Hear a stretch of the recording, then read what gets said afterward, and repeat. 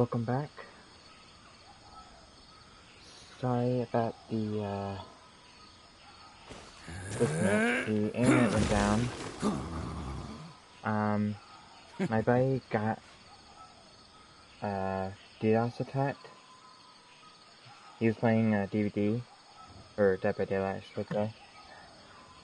And he was playing Arataki numero uno. And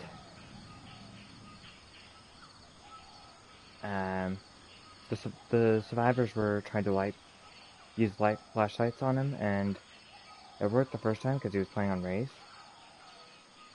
Anyways, the next couple times it didn't work, and Osmanthus wine. I keep on talking.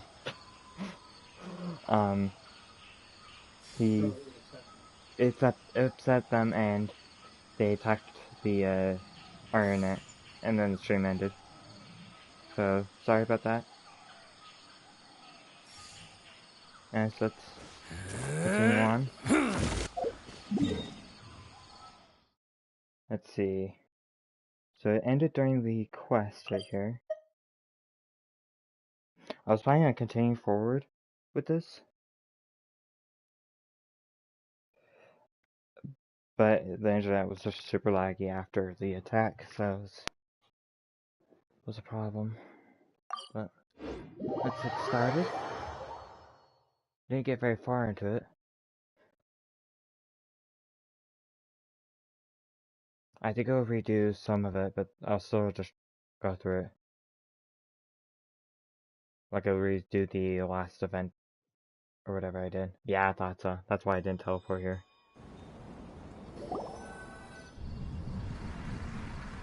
Okay, good. Nothing's bugged out. So, Shishan, have you noticed anything weird in the city lately? Like, as if someone was trying to preach to you about something? No, I've been spending all my time studying in the basement. Oh, right. Speaking of strange things, I celebrated the Sub-Zerus festival so many times that I lost count. That was really weird. Wait, how could you be aware of that? That should be impossible. Nothing in the report indicated anything like that. Are you still failing to realize that the Academia's lowly tricks could never deceive all of Sumeru's citizens? Shishan, don't tell me that you've converted to the Scarlet King as well! What an absurd question. You make it sound like I should be ashamed for becoming a believer of the Scarlet King. In reality, shouldn't you be the one who is ashamed? You, who worked side by side with the Academia, and treated people as nothing more than experimental subjects? Please, please stop! Even now, Satari is still trying to run from her problems. Did I push her too hard? She can no longer justify everything to herself. Hey, she's trying to talk to the guards! What should we do? This is the most important part of all. Quick, get ready. Mercenary, you're a member of the Corps of 30, correct? Please help me pass a message to the Matcha right away. The situation in the city is getting out of control. Please, try to remain calm, miss. Tell me what's happening in the city. Heretics are infiltrating the city, and they've already converted many residents to their side. Heretics? What kind of heresy are you talking about? The Scarlet King! Many people I know have suddenly started believing in him, but he's long dead. It's impossible. Miss Zetaria, nothing is impossible. You know my name? The Scarlet King is immortal, and all who defy him will one day pay the price. You must face the truth, Zetaria. You tread a treacherous path, and the longer you ignore it, the tighter the Academia's grasp on you will become, and the deeper you will be ensnared. Child of the Scarlet King, never forget that the desert that belongs to you lies elsewhere. What's so strange about becoming a believer of the wise Scarlet King? In fact, aren't you the strange one? The one who still can't pick a side? What an absurd question. You make it sound like I should be ashamed for becoming a believer of the Scarlet King. Sataria, why haven't you gone home?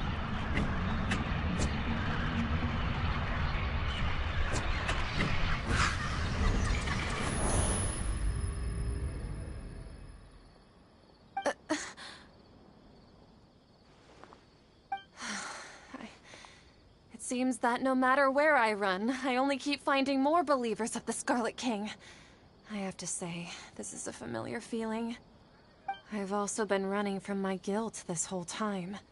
Guilt over my part in the Sage's plans, and from ignoring the letters from the children of my homeland. But no matter how much I may try to ignore or get rid of it, my guilt always comes back. It's not too late to turn back. You won't necessarily lose your research opportunities by facing the truth. Besides, did you really want to conduct your research while carrying such heavy feelings of guilt? How do you know me so well? Are you truly just a believer of the Scarlet King? Or are you the god himself? That's not important. The important thing is to pass judgment on the Academia and its sages, and to correct their mistakes. If you could provide some assistance in this matter, perhaps it could serve as a form of atonement. I've actually never believed in the gods, but I've always believed in serendipity. Your appearance must be a fated opportunity for me to get out of this wretched situation. Please tell me, what can I do for you? Great. We finally convinced her. How much do you know about the sage's current activities? I was just one of the designers for the masked dream harvest scheme, which is what happened around the Sub-Zeru's festival. But I know very little about the full scope of the overall project. I'd assume that only staff with the highest clearance would have access to those confidential documents. I've just been working to meet the Grand Sage's specified requirements. However, there's something that's been really bothering me. I heard that a scholar who was previously expelled has returned to the city, and even the sages are still quite wary of him. An outcast that even the sages are still wary of? To fight against the Academia, we will need to figure out the nature and the purpose of their work. Is there a way for us to get access to the confidential documents you mentioned? Was it by chance the Fatui? It should be possible if we're willing to take some risks. After all, I'm an assistant to the Grand Sage, and I've been working on many tasks outside of the project. One thing, though, I won't be able to transfer the documents to you through the Akasha once I get my hands on them. The sages have always closely monitored all activities within the Akasha. Let me see... let's use the most primitive method. Send someone to pick up the documents tomorrow evening at the Academia entrance. The Academia entrance? Wouldn't that be too conspicuous? Don't worry about that. I assure you, this won't be a trap. We'll just walk right in. I'm only suggesting this location because it'll draw more scrutiny for me to leave the Academia again. It'll be safest for me to distract the guards long enough to hand you the documents. All right, I trust you. So, if I were to successfully complete this task, would it mean I've atoned for my wrongdoings? That'll depend on the judgment of the Dendro Archon. The Dendro Archon. That's right. Her people are the ones we have endangered. As the God of Wisdom, she's also the one responsible for judging and guiding the scholars. Maybe it's time for me to find a god to believe in. Just as Nahida predicted, we've managed to bring Sataria to our side! The Traveler's execution was ingenious. She's the one who deserves all the praise. Give me the praise. Now that we've made plans to meet again tomorrow evening, all we can do is pray for Sataria's mission to go off without a hitch. Pray? But if we're going to pray to the gods, aren't we just praying to you? God of Wisdom and Guardian of the Scholars? No. The truth is the true Guardian of Scholars. I've always believed that. Anyway, let's meet again tomorrow evening at the Adventurers Guild. Okay.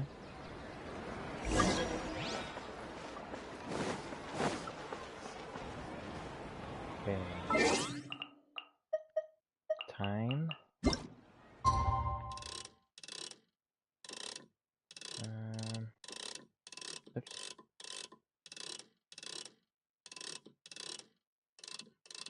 Well, this is tomorrow. I don't know how much time it needs to be.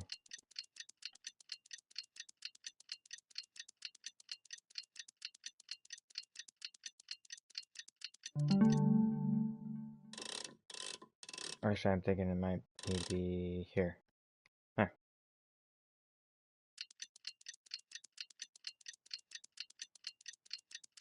Thought that's good.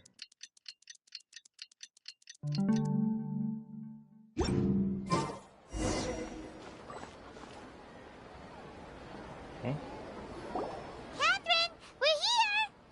Oh, you are the other Catherine, right?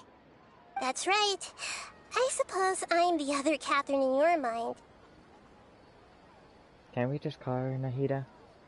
Shh! We're on a secret mission tonight, so we need to protect Catherine's identity.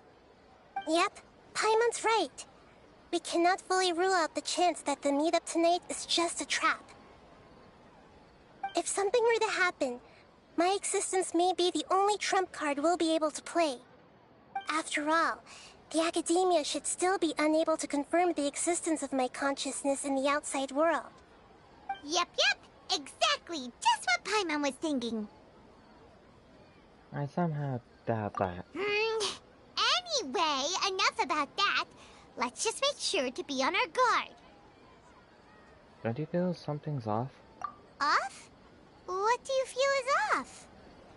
It's just a little too quiet around here. It's the middle of the night. Of course it's quiet. You're not getting paranoid, are you? There's almost always out here?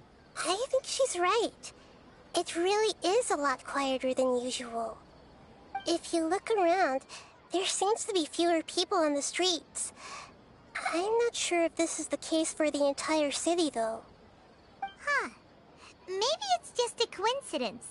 Maybe Sataria figured out a way to not only distract the guards, but also to get everyone to go to sleep early, just so we can exchange the documents in peace. Well, I also can't quite figure out why things feel a little off.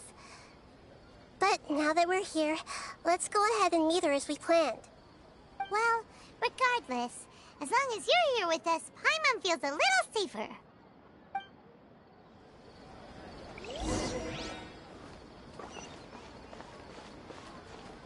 Huh.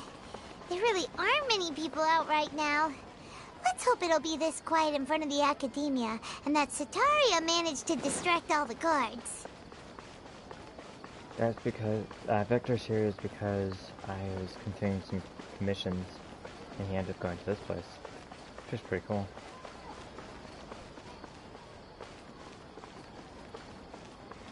Neat story to have like a continuing quest line.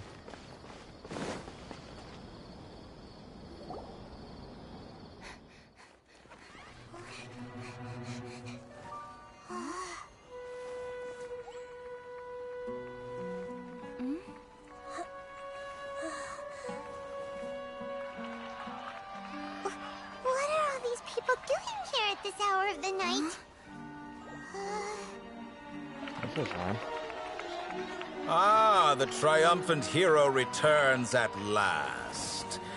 And to a rather spectacular welcome, even if I do say so myself.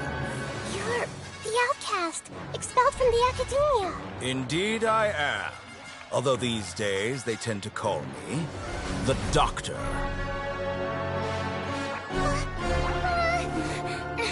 If you're looking for your researcher friend, she has already been taken into confinement. With some basic caution, she could have discovered the listening device on her person. Clearly, she lacks the degree of rigor expected of a true scholar.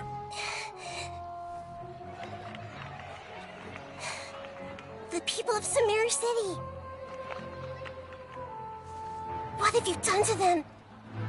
I simply made some minor adjustments to their Akasha terminals. Now they can deposit information directly into the subconscious. As you can see, all these lovely people now believe this traveler is a hero who has just saved the world. My experiment is a success. And now it seems they can no longer hold back their sheer adoration. No, what should we do? These are all just regular people. leave now. You need to get out of here.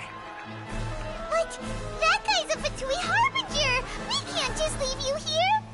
Nor can I abandon the people of Sumeru.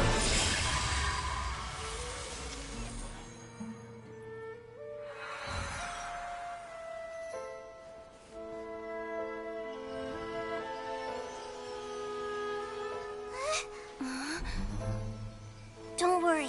We'll meet again outside of the city. Still using a generic sword, I see. I see. You appear to have overridden their mental faculties with your own consciousness. To possess such a powerful mind, you must be the god of wisdom. Catherine, the god of wisdom.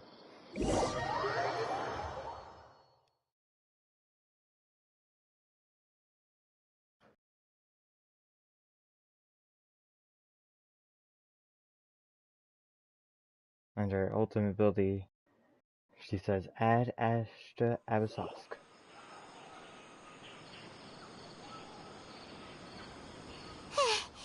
This should be far enough.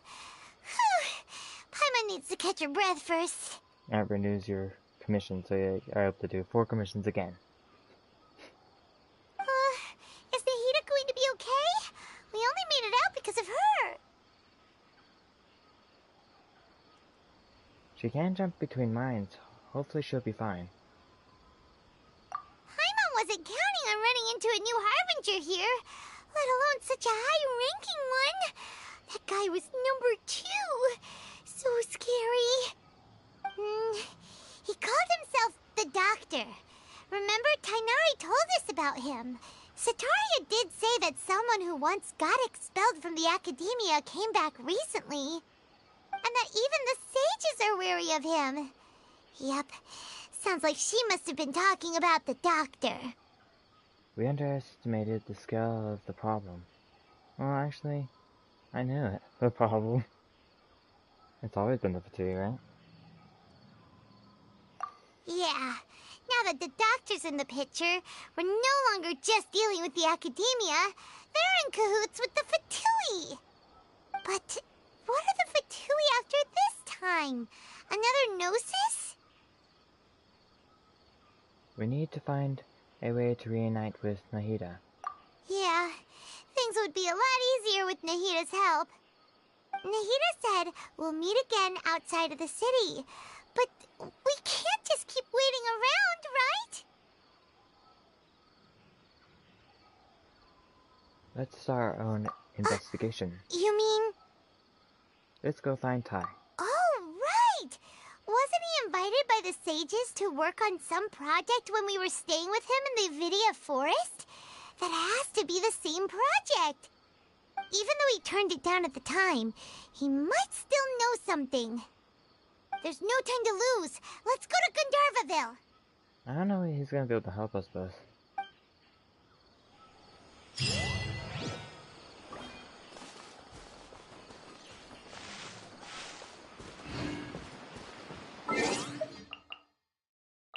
Let's see, what did I get in my mail? Oh, the second treasure. So this is for the, second anniversary, I believe. Pretty cool. I wanted to look at this, so. 5 more Primogems. Very nice.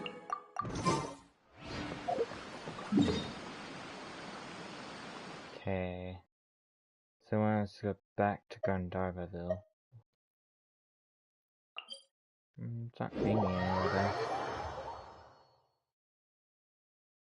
Guess we'll see in a second. Once I go here.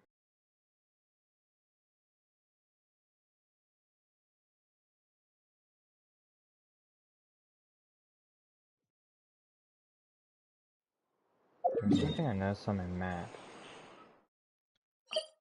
What is this? Ion Blight Drake?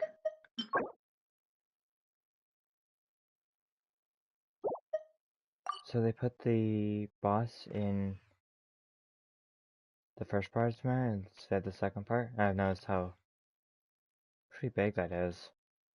Almost as big as Samara itself. Right there. Nice. Ah, dang.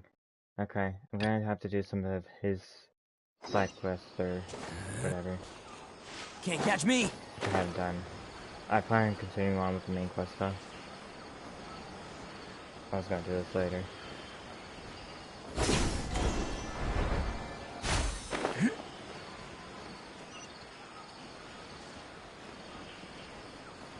Let's see, what does he have?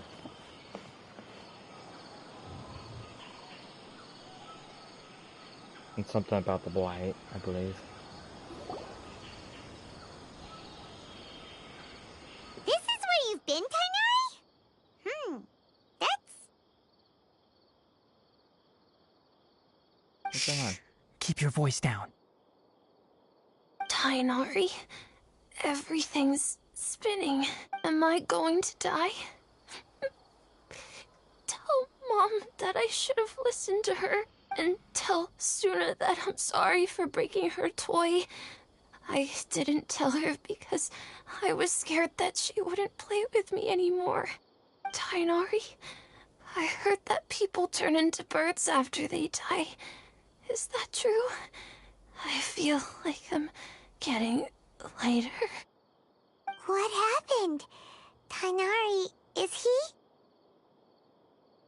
Or you interacted with the blight. Okay, enough nonsense. You just have a small fever. Take your medication and rest. You'll be bouncing off the walls in no time. Really? Then, can you keep the thing about the toy a secret for now? No can do. You're a big kid now. Once you've recovered, go and apologize. Keeping secrets to yourself won't solve anything. Oh. Hey, let me ask you something. I recall that you're usually pretty healthy. How did you get this sick all of a sudden? I don't know either. Mom's been telling me not to play in the forest. I just wanted to look inside. It's different from before. I got lost and went around in a huge circle. After I got out, I started feeling dizzy. Could it be? The contaminated region? So that's how this whole mess happened. Anyway, go rest. No running around until I say so, got it? Traveler, Paimon, let's step out for now.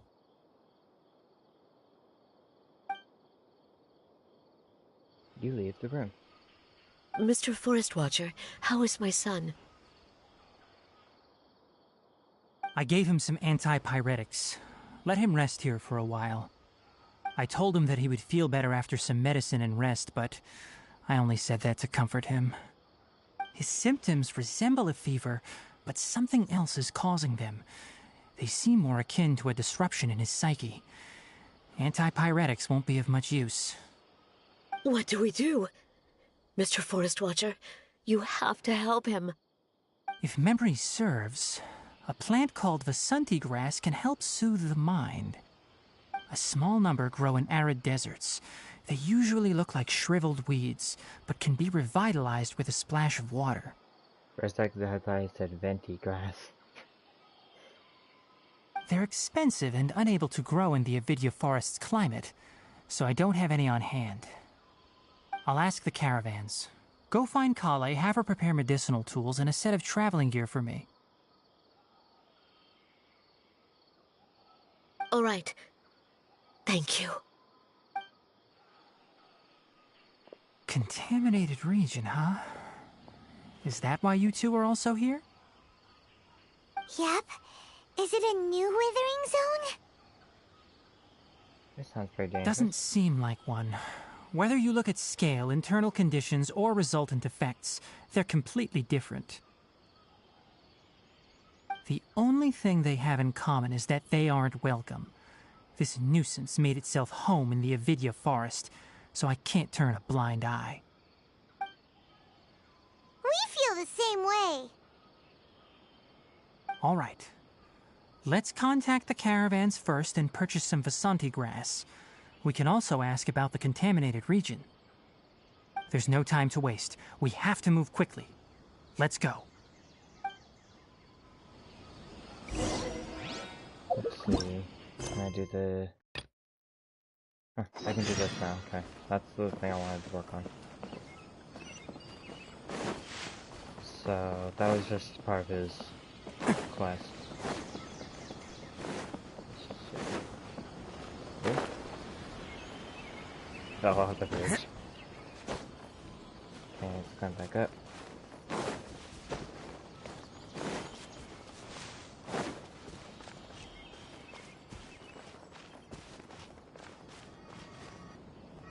I am leaving Gondagrville to enter it. Hold it right there. A blonde-haired traveler and a floating fairy. We've got you all right. Take a look around. You've fallen right into our trap. They called Paimon a floating fairy. Are you mercenaries from the Corps of 30? Did you come here to arrest us? Corps of 30? We're nothing like those government lapdogs who don't even get scraps for their work. We are an elite brigade that commands the highest commission rate in all of Sumeru. We're here on the orders of a client known only as the Outcast. The Outcast? An outcast from the academia? Sounds like the doctor. But why wouldn't the doctor just send the Fatui after us? Local mercenaries might have an edge over the Futui. Maybe he's taking advantage of the academia's resources. Still wasting time on idle chit-chat. We'll shut you up soon enough. Get them! You're up, traveler! Following orders. A new punching. Hi! Burst forward. Let's roll! I can really get as long as you're still. No, you take it. I'll take my... That's close enough. New punching. I will have order. Coming to be. Can't catch me. Attaboy! It isn't over yet! Here comes reinforcements! Okay, I go this way.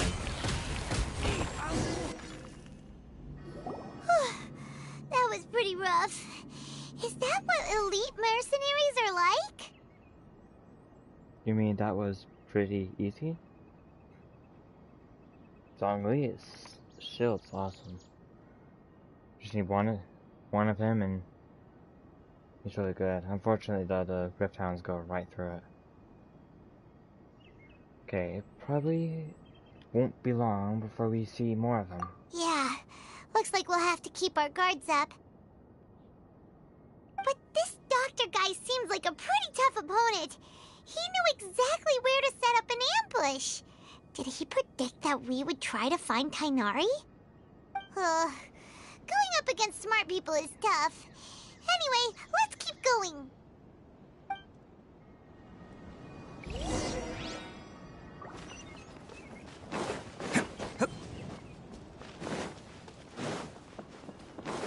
Okay, let's go find Tai.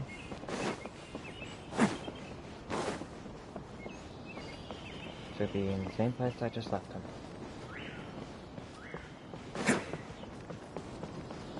Ah, Colleen.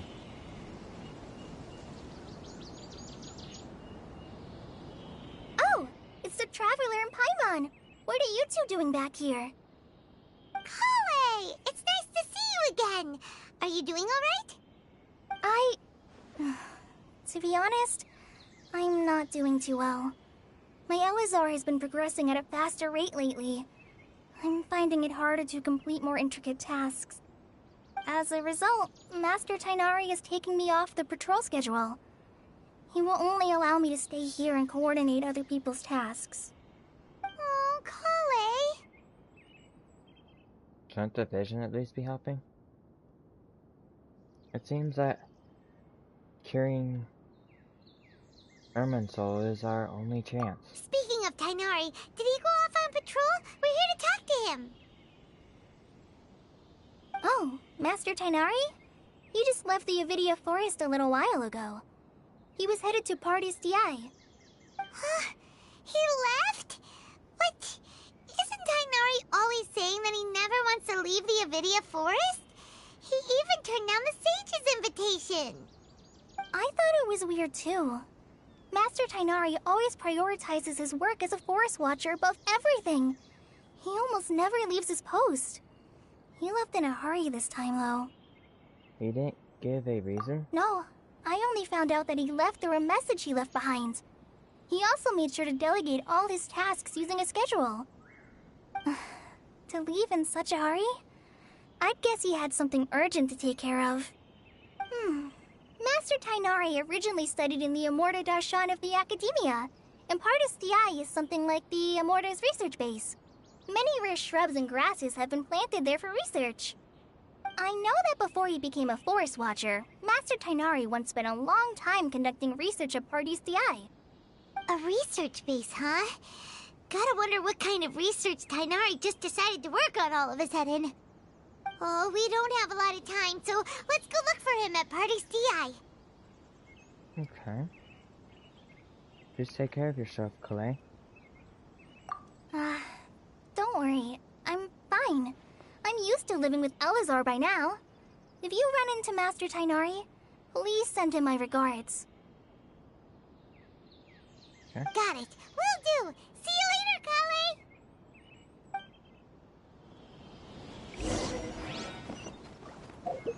Let's see. Do I have a nearby waypoint near there?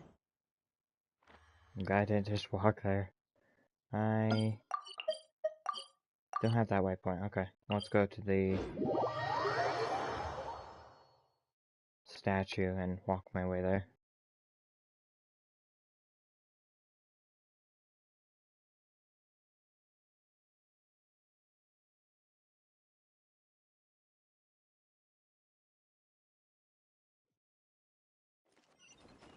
Can't catch me. Over there. Can't catch me.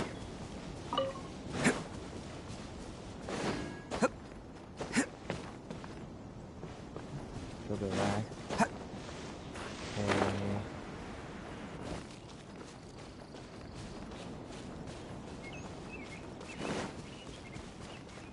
I think it's just straight through this town.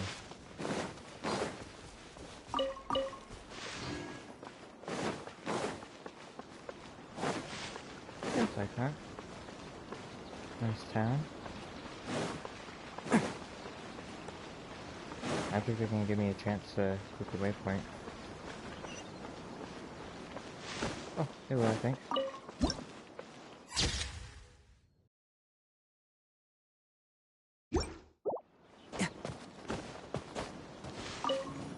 Hey.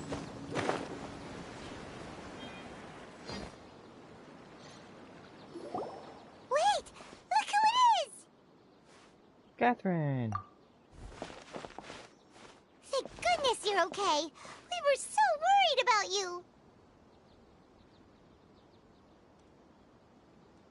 You haven't been reprogrammed by the doctor, have you? Hey! This was supposed to be a touching reunion, but you're ruining the moment! Actually, it's very smart of the Traveler to be wary of me right now.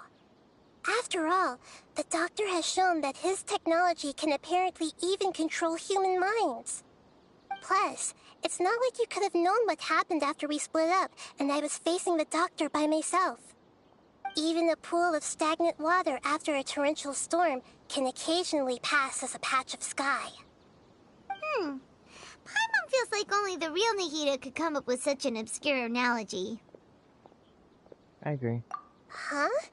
But I wasn't trying to win your trust or anything. All I wanted was to clarify my point. Well, we understand that point now. Please, Nahida, tell us more about what happened. Are those poor people all right? When you left, I was still in the middle of restoring everyone's minds. Thankfully, when the doctor mentioned depositing information into the subconscious, he didn't mean engraving information into their minds. Instead, he did something closer to creating hallucinations. That was still within my power to fix. Luckily, I managed to finish my restorations and mind jump away from him just as he was about to capture me. Whew. What a relief. The doctor sure pulled out some hidden cards, but good thing we had Nahida with us. I wouldn't be relieved just yet. I gave away my true identity when I restored everyone's minds, which means we've lost another one of our trump cards. Also, the doctor is already an expert at modifying Akasha terminals. Maybe it's only a matter of time until he captures my consciousness inside the Akasha. That doesn't sound good. Gotta go defeat the doctor. Would that mean you'd no longer be able to jump between minds? Then how do we stop him? He's still at the academia, so it's possible he already started messing with the Akasha. We need to hurry. Ugh. It feels like he's toying with us. What a nasty piece of work. Plus, the doctor's combat ability alone is apparently enough to make him worthy of being number 2 of the Fatui. We shouldn't give up hope just yet. Let's try to find another way to attack this problem. Actually, Nahida, how did you know we were trying to get to Party's DI? Have you been waiting for us? Yes, I have. I can see the Traveler's elemental energy, so I deduced your destination by looking at the direction you were moving in. You didn't come here for sightseeing, right? Did you find any leads? We're looking for a scholar we know. His name is Tainari, and the sages once tried to reach out to him. Why don't you come inside with us and see what we can find? Okay. Let's just hope we won't get him into trouble. I don't think so.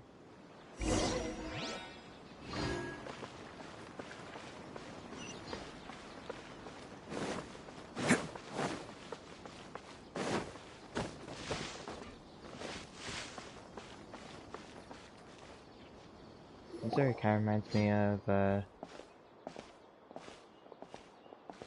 one of the Studio Ghibli movies. Traveler?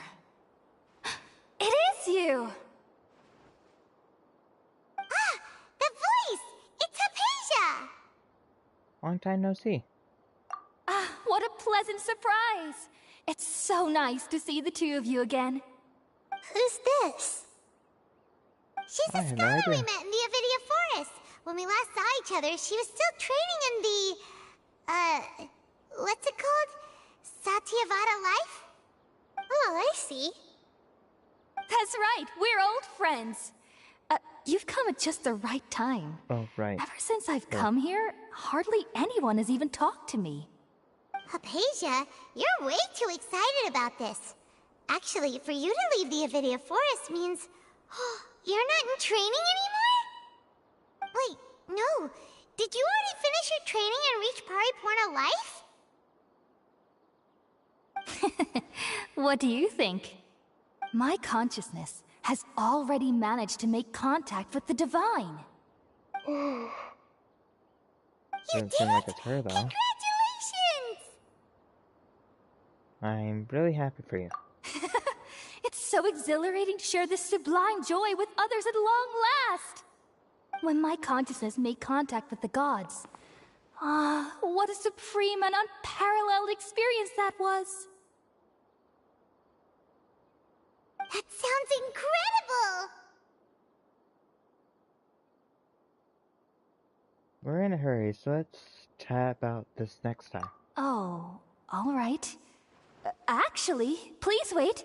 I haven't forgotten my promise to you. Remember? I promised to help you understand what you saw from Irminsul once I gained deeper insights. My current self has not only gained true insight, but I can even help you establish a direct connection to the consciousness of the divine. You can do that? Do you believe her, Nahida? I've never heard of anything like that, but if you want to give it a try, I'll do my best to protect your consciousness during the process. Hold on. That sounds kinda I brought dangerous. some spirit borneal with me. This is still a crucial part of the ceremony. We're using that incense again? All right now. Hold my hand. I'll help you establish a pathway to connect your consciousness. Okay. Ready? No, I'm not ready.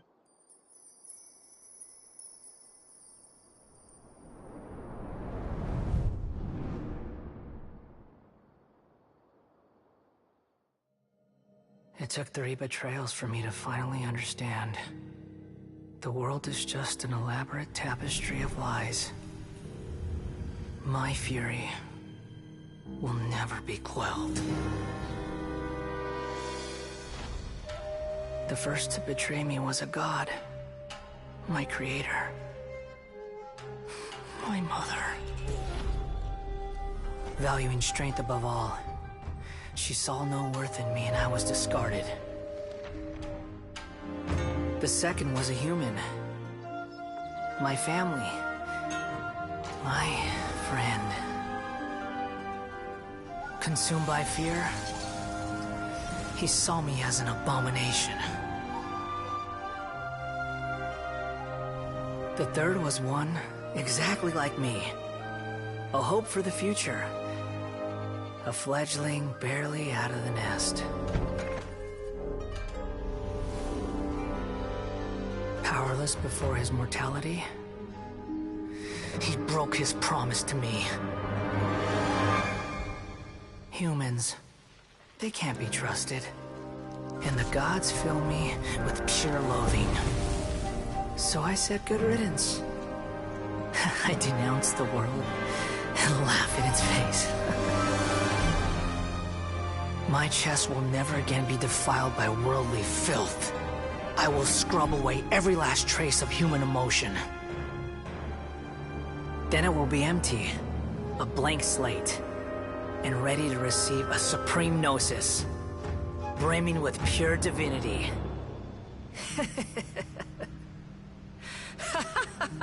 Scaramouche. There is no need to fear. The pain will be brief.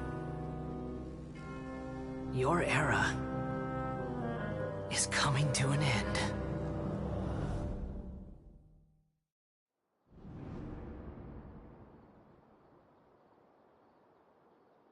What was that?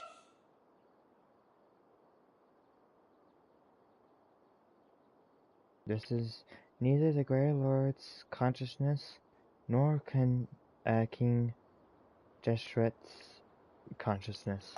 Did we actually just see the Balladeer's memories? Everything matches what we know about him. Baldir, I mean, not Scaramouche. But how is he connected to the divine consciousness that Hypatia was talking about?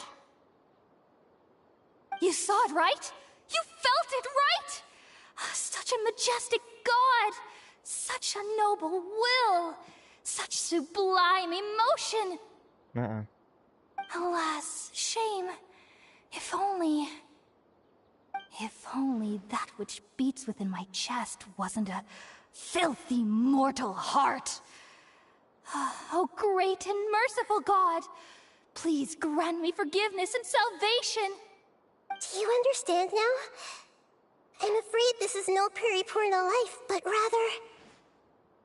Wake up, Hypatia. You... Why are you so mean to me? Why is everyone hiding from me? I found divine wisdom. Shouldn't I receive praise and honor? Haven't I uncovered that light in the darkness? Hypatia? Nope. That's Wrong how I Twilight. always thought everything should be. Wait. Have I... already lost my mind?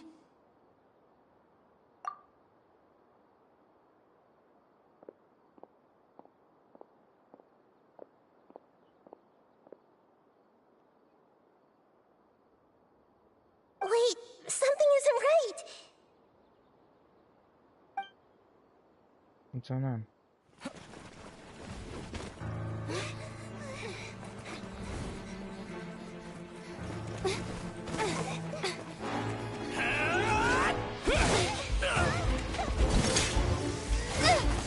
gotta be the doctor's doing.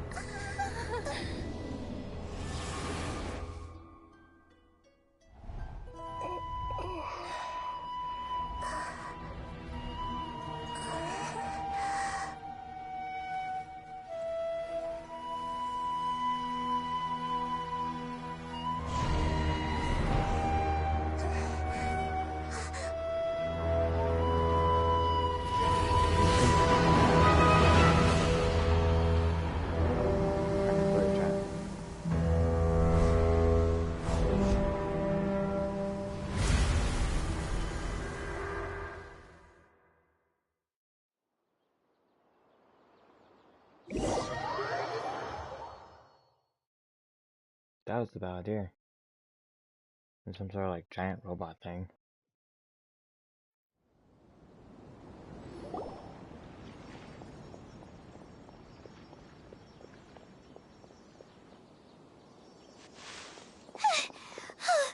Okay, we finally lost him.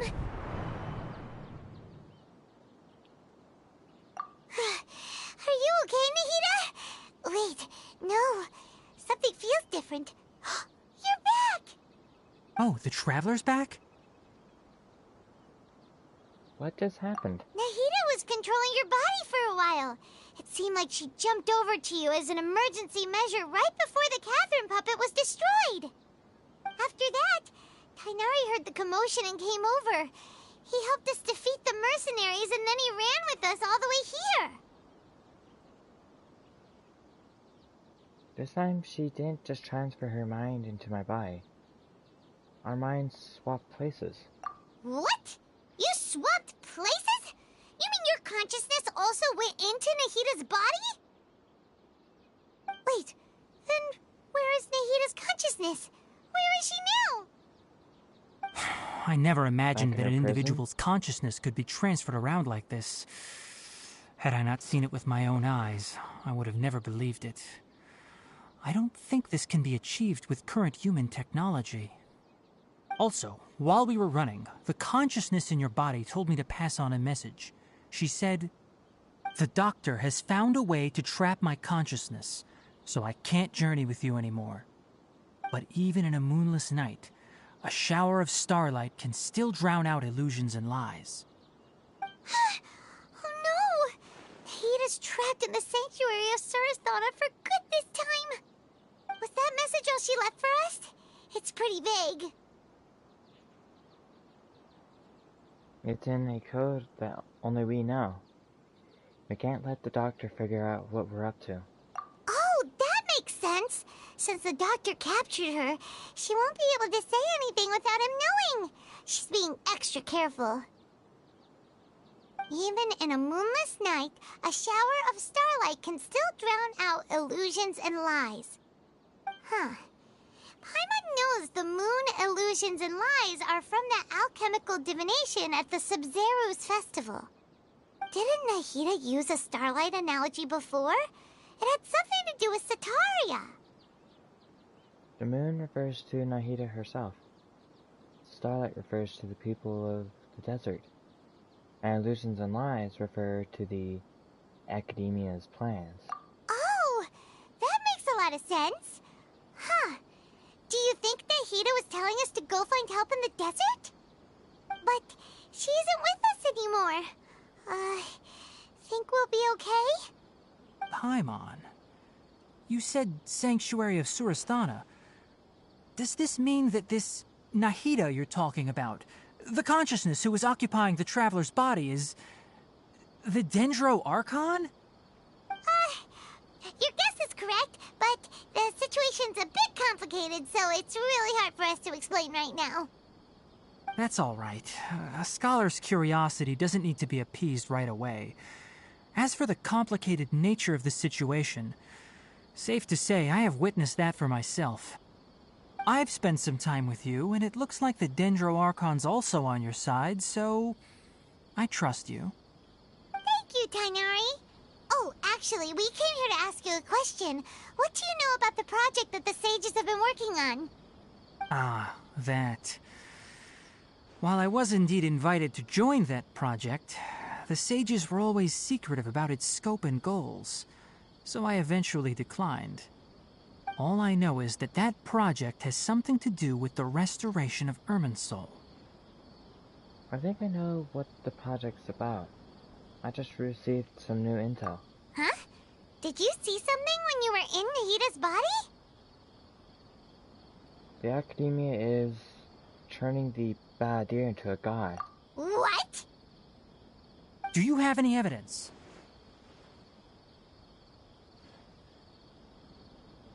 I saw the god under construction.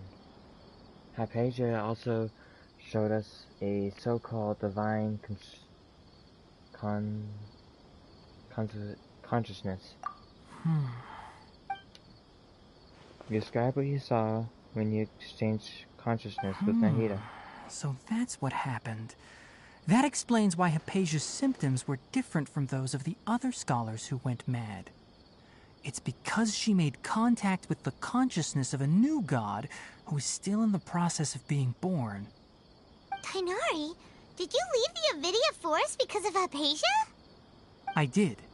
I noticed Hypatia's mental anomalies, but since her symptoms were rather atypical, I secretly took her to Pardis Dii and began searching for a way to return her to her normal self. If I didn't take action, Hypatia would have already been taken by the Matra to the desert, doomed to a life of exile at Aru village. Now that you mention it, I knew the Academia has never thought particularly highly of Lesser Lord Kusanali, but I still didn't expect them to do something as arrogant as creating a new god. Looks like I made the right decision by not accepting their invitation. The Fatui is also behind some of this. The Fatui may have fanned the flames. The Doctor and the Balladeer. We have 2 Fatui Harbingers in Sumeru. Sounds like we're in for a bad time. From your description, I don't think they've completed their project. There may still be room for us to intervene. But then, what is the connection between creating a new god and restoring Irminsul? Yeah, it feels like we're still nowhere close to figuring out the sage's goals. Let's head to the desert for now. We must stop them no matter what. Right. We've pretty much gone over everything we need to know, so we should head out. How about you, Tainari? What are you going to do? I'll stay here for now. I still want to try a few more things to help Hypatia. If you're planning to go into the desert, start by heading for Caravan Rabat. That'll be your fastest route. Come find me here if there's anything else I can do to help. May the spirit of wisdom go with you. Thanks, Tainari. Hopefully Hypatia will feel better soon. We're off then.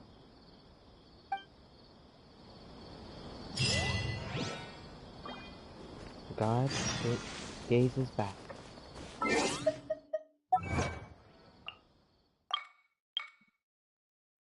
Oh yes, so it is Scaramouche, okay. Witness Scaramouche's past after being connected to the divine consciousness.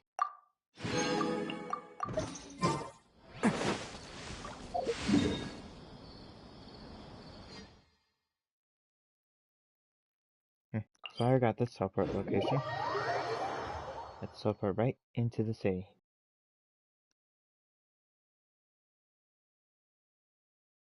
I think what we should have done is told everyone to take their Akashas off. The earpiece thing. Like, even before this, I think that should have been the next thing we told everyone to do. Because the last frickin' quest are using them all.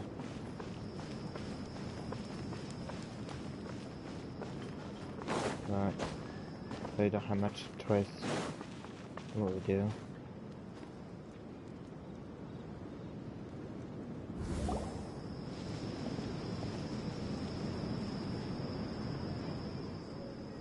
We finally made it to Caravan Rabat. It's pretty lively here. So, just past this wall is the desert, huh? Oh, wow. Paimon remembers hearing people call this the Wall of Samiel. It's made to block sandstorms from the outside. Oh, if it's this tall, it's gotta be the divine work of Greater Lord Rukkhadevata, right? It is indeed quite impressive. Truly awe-inspiring. Enough gawking. Come on, follow me. Huh? Oh, Hatham? Where did he come from? Over here.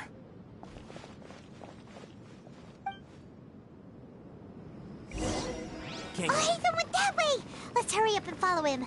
Wonder what he's up to.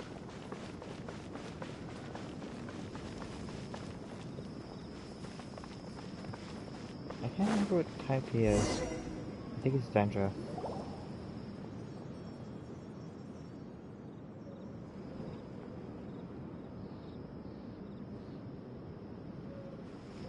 What the?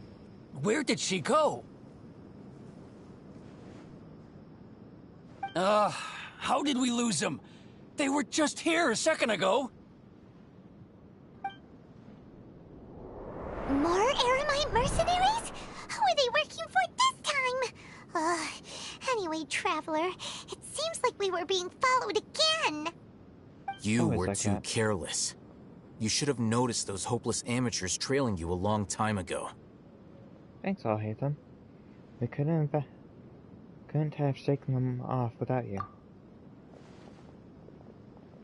There's no need to thank me. I've never cared to keep track of personal favors. All I did was correct a mistake I happened to come across. It's a habit I developed at the academia. You really gave Paimon a scare, Alhaitham. We never thought we'd run into you here. Last time we met at Port Ormos, didn't you say you were going back to the academia? Wait, don't tell Paimon that you're here to take us back on their orders. Oh, so you've already landed yourselves on the academia's hit list. I can't say that I didn't expect it. However, had I wished to turn you over to the academia, don't you think you'd already be the Eremites' honored guests by now? Oh, right. You do have a point. I mean, you just led us away from him, right? Although he is also wearing the earpiece. Although we are as well. Oh, I don't see that on us, though. Nice. Did you participate in the Sage's big project? I have no interest in running errands for that project. As a scholar, I've always belonged to the camp that promotes researcher autonomy. And these days, you're more fascinating than anything the Sages can offer. So you were actually looking for me? Not quite. To tell you the truth, I'm still investigating the Divine Knowledge Capsule. Unfortunately, I've run into some difficulties. Everyone says the capsule originated in the desert and was eventually moved to Port Ormos. If I am to get to the bottom of this, I must understand how the capsule first came to be. Which brings me back to you, and why you're so interesting. The leader of Ain al-Ahmar used the Divine Knowledge Capsule right in front of you, and upon seeing him, your expression became perplexed, and you were lost in thought for quite some time. To have that kind of reaction, I think you must have realized something. Are you interested at all in sharing what you've been hiding from me? It must be because I was so shocked to hear those words again. World, forget me. Alhaitham, you really have a ridiculous eye for detail. What kind of person even notices and remembers stuff like that? The situation is a little complicated. I can't share what I know just yet. Oh, remember last time he took the knowledge capsule, the red one. I believe he has it with him. I wonder if he'll show it to us. So that's your answer. Well, I do work for the academia after all. So considering that, it is indeed wise to keep your cards close to your chest. But that does prove you do have some undisclosed information about the Divine Knowledge Capsule. Am I right? No matter. Right, the Divine Knowledge Capsule. Rather than simply learning the answers from you, I'd still prefer to investigate on my own. Speaking of, you two are also headed to the desert? That's right! We have the same plan as you! But we don't really have any concrete goals at the moment. Then I'd suggest starting with Aru Village. It's the largest settlement in the desert, so it'll probably have more resources and intel than anywhere else. Well, would you like to head there together? Sounds good. Let's head there together then. It's always better to travel with someone you know. Let's go!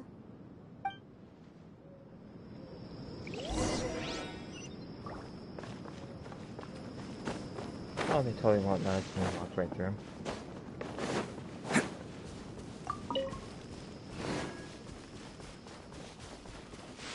Let's see. I have feeling there might be a lot of rift towns here. Oh. Can't catch me! I think I'm gonna try to avoid picking up the treasure, because it would be easier to mark it down on my map.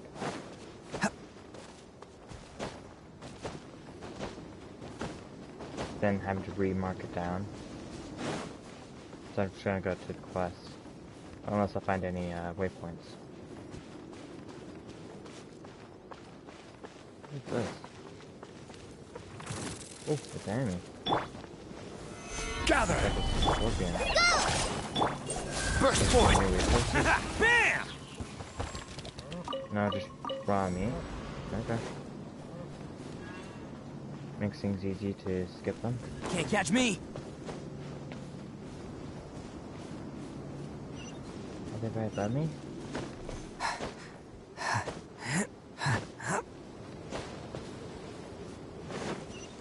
Here's the waypoint.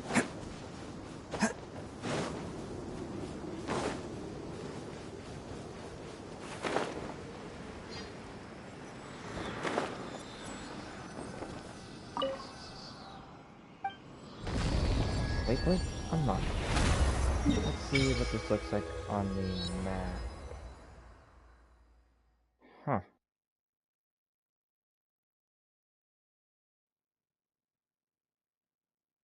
It's a lot. Eye of the Sands. I wonder if we'll meet that creature that, guy mentioned in Mondstadt. Like the reason why, I can't remember exactly what it was, but there was a guy in Mondstadt talking about the creature. Like some sort of sand creature, I think.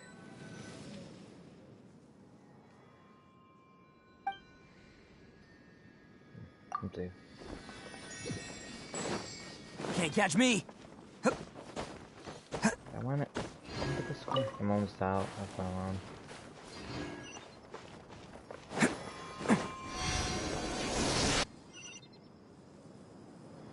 There we go. We have arrived.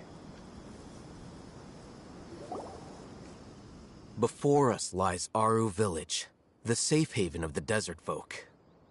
Whoa, this landscape is really something else. What a cool place! Let's go check it out! Hold on. Gotta be a little more careful, right? Could be traps.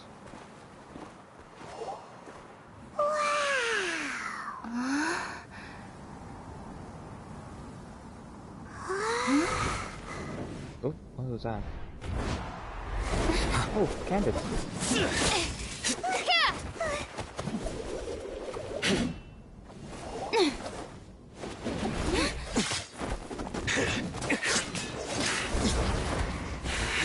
Cool.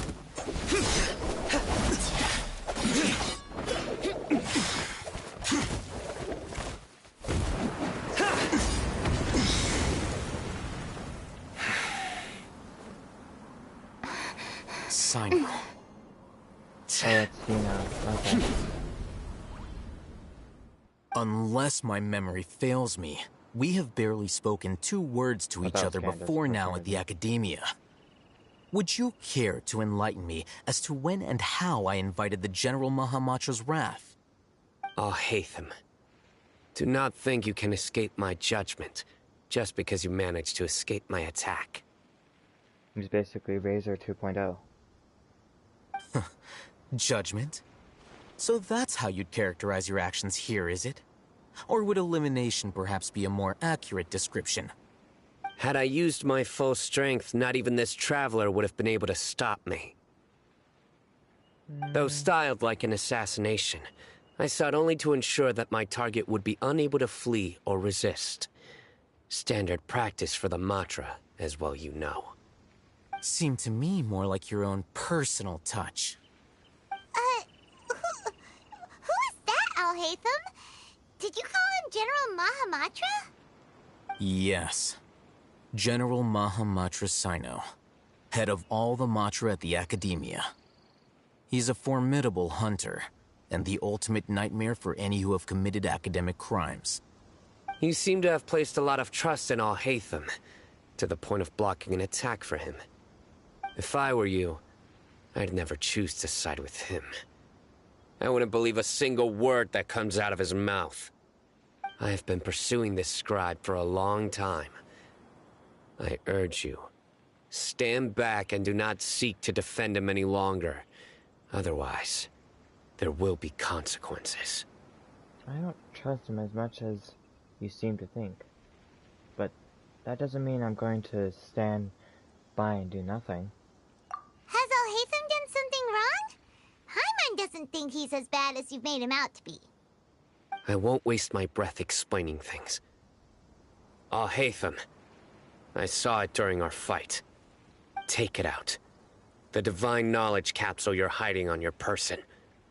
Unless you want me to retrieve it for myself. Very perceptive of you. Nothing escapes a Matra's senses. Wait, the divine knowledge capsule? Didn't it fall into the Matra's hands in Port Ormos? So you did lie to us. No wonder you speak with such confidence, Sino. But I must admit, I'm very curious. What does this capsule mean to you? And why, as General Mahamatra of the Academia, are you all alone in the desert? As far as I'm aware, the other Matra have been speculating about your disappearance. Have you been given a mission that's, let's say, morally dubious? If I was the real target of your mission, what was stopping you from simply using your authority and resources to judge me within the walls of the Academia? Is it a mission from the sages? I should have known you'd be difficult to deal with. You two? Ugh! What should we do, Traveler? Paimon feels like we can't trust either of them. Ahem. Well, look at you two, acting all tough and self-righteous over there. Wait, Dia?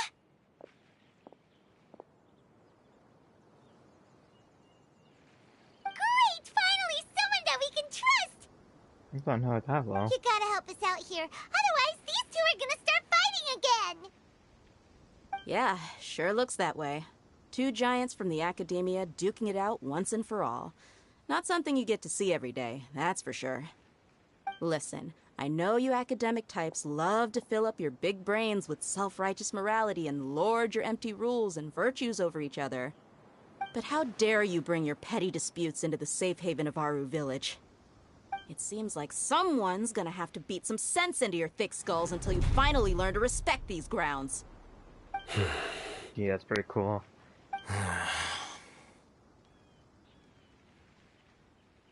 Neither of them can afford to be distracted by Dia.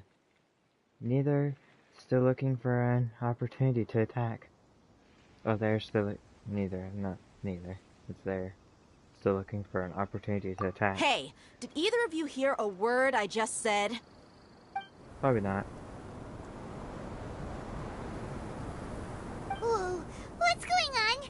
The wind's so strong. Is this a sandstorm? Paimon's gonna get blown away! Another sandstorm? What's up with these recently? Hey! All of you, over here, quickly! Now We have to is take Candace. cover. Someone's calling for us! Oh, this wind is too strong!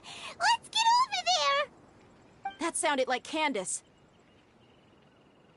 Why this sandstorm has anything to do with the king? Come on, you two. Jeez, are all of you academia folks such hard work? Move it!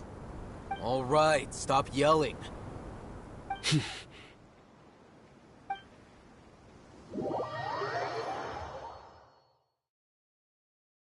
Hurry before we get sand in our eyes.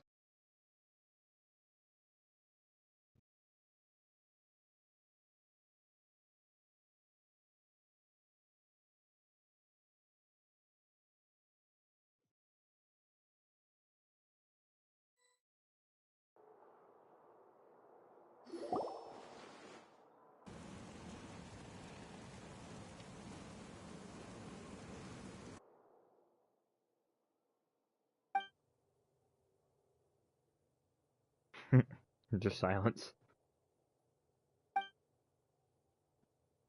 Well, this is pretty awkward. Hey, wanna play sardines with 3 people who wanna tear each other limb from limb? Sure, why not? Sounds fun. The air is so thick and heavy. Paimon can hardly keep floating anymore. My sincere apologies, everyone. This is the home of our village chief. I will have to ask you to make do with this small room until the sandstorm dies down. Please, let me introduce myself. I am Candace, protector of Aru Village. Our savior has come at last! Nice to meet you, Candace. The name's Paimon. Thank you so much for helping us. Yeah, my gratitude. There's no need to thank me. It's only right to help each other when the weather gets rough. Wow, she's so gentle and caring. That's like Candace. A nice older sister. Unlike those guys over there. All right. Now that we're all better acquainted, we should return to the topic at hand. As a guardian charged with the responsibility to protect my fellow villagers from harm, I was observing your conflict from afar, even before the sandstorm started. And now that you have set foot within our village itself, it is all the more my responsibility to make absolutely sure that you pose no threat whatsoever to us. So please, have an honest and sincere conversation with one another, and put your hostile feelings to rest. If anyone dares to start anything again while they are under this roof, I will not hesitate to send them out for some quality time with the creatures of the sandstorm. Oh, on second thought, Paimon may have misjudged Candace's character. She seemed pretty cool. And that goes for you too, Miss Dia. Do I make myself clear? All right, we got it, Candace. That's what I like to hear. So, which of you will begin? I was supposed to be a mediator, but I might have gotten a little too involved just now. Anyway, one of those two should probably start talking. Wait, that was you trying to be a mediator? I have nothing to hide, so there's no shame in explaining myself. While Alhaitham wasn't wrong about the other Matra not knowing my whereabouts, it's not because I've been assigned a morally dubious mission. Rather, I've chosen to exile myself. Huh? Exile yourself? A little while ago, I discovered that there was data missing in the Academia's project planning and development files. What little they did report clearly did not match the project's actual progress. As General Mahamatra, I had the responsibility and authority to request an audit. However, to my surprise, the person responsible for the erroneous data was none other than Grand Sage Azar himself. I tried to investigate the issue myself before submitting a formal audit request, but I soon found that all leads and potential pieces of incriminating evidence were carefully concealed from me. I began to realize that they were cautious of me from the very beginning. Unsurprisingly, the Grand Sage rejected my audit request as soon as the submission reached his desk. He even said to me, "The power of the General Mahamatra is granted by the sages. You have no right to judge us." So they really are up to no good. I realized then that to the Grand Sage, the Matra are nothing more than tools for the sages to assert and maintain their control over knowledge. I don't think there's ever been so many vision users in one room. Let's see, there's 4 in the Traveler. The vows that we took, the principles that we strive to uphold, they are meaningless to the academia of today. So you then decide to exile yourself? I believed it would be wise to flee the academia before the sages had a chance to take action against me. This way, they can no longer see nor predict my actions. I will never give up on this investigation. There's no need for someone else to give me power or authority. Once I find the truth, I will administer judgment by my own name. Sino seems to have the same goal as us. We're all investigating the sages. Plus, now that he's no longer the General Mahamatra, he somehow feels a lot less scary. It's still too early to trust him completely. What if the whole story was just made up? Well, Sino, if that's your story, then why did you see Alhaitham as a target? When I was investigating the matter in the academia, I overheard a conversation between Alhaitham and a sage. The sages asked you to investigate a blonde-haired traveler. Do you dispute this, Alhaitham? What? Like many parts of the project, this assignment was undocumented. Now throw in your suspicious behavior with the Divine Knowledge Capsule, and I think we deserve an explanation. From the very beginning, Alhaitham was... The sages were watching me from the very beginning? Yes. I was indeed tasked with investigating the Traveler. Alhaitham! After all, the promised reward was so great that hardly any scholar could have refused. The sage told me, once you've completed this assignment, I can give you a glimpse of divine knowledge. A most enticing offer. Unfortunately, those academics don't know me at all. Their words contained one key piece of information, namely that divine knowledge indeed exists. That gave me all I needed to know. From my perspective, the sages are far from trustworthy. Think about it. Isn't it a little strange they're so willing to share divine knowledge with anyone, even as a reward? So, I began my own investigation following the lead of the Divine Knowledge Capsule. In the end, I realized my wisdom in committing to this rather than collaborating with the sages. Had I been less guarded, I probably would have ended up like that Ain al-Ahmar mercenary, incapable of remaining sane for long enough to hold a conversation. You mean that the sages originally planned to dispose of you, using one of those capsules that drive people insane? What about your encounter with me? Did you join forces with me just so you could investigate me? I'd already given up on the assignment by then. I only told the Academia I was waiting in Port Ormos for you to appear so they wouldn't suspect anything. So it came as quite a surprise when I encountered my erstwhile target while investigating the Divine Knowledge Capsule. Criminals do love to talk about coincidences. Even though I ran into the Traveler by chance, I had no intention of providing assistance to the Academia. Also, you should remember, you were the ones who decided to follow me and strike up a conversation after I left that tavern. They mentioned it. The things did go like that. Is that enough to prove this unconsciousness? That's true. Alhaitham helped us out at Caravan Rebat as well. Maybe he's telling the truth. I'm willing to apologize, if that's worth anything to you. I took the Divine Knowledge Capsule behind your back because I judged its existence to be a significant risk. I felt that it would be best for no one to interact with it before it had been properly studied. After all, curiosity often proves to be the most dangerous thing in this land. You should be well aware, Scribe Al-Haytham, that curiosity can also lead you to danger and suspicion. Answer me this. Did the sages share any information about their project with you? Have I not made myself clear? You and I are both distrusted by the academia. Do you really think they would tell me anything? Fine. Although you haven't completely proven your innocence, I won't regard you as an enemy, for now. As you wish. Mm-hmm. Good. I'm glad to see you two clearing up your misunderstandings. And now you, Dia. I believe it's your turn. Oh, sorry.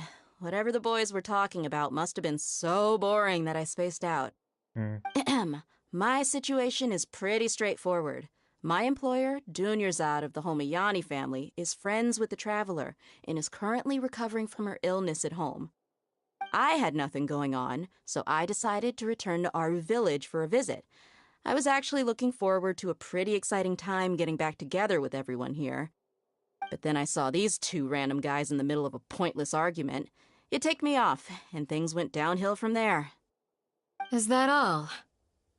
Well, I will admit that definitely sounds like your style. In that case, welcome back, Dia. That's more like it.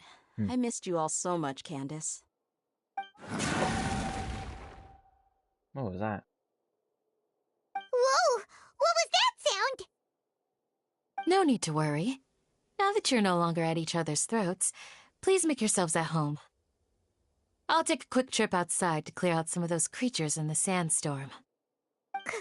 Creatures? In the sandstorm? Are you sure you don't want some backup? Fighting in a sandstorm is not for the faint-hearted. Anyone without extensive training in these conditions is at a disadvantage. You needn't worry. Yeah, just leave him to Candace. Don't worry, she's as tough as they come.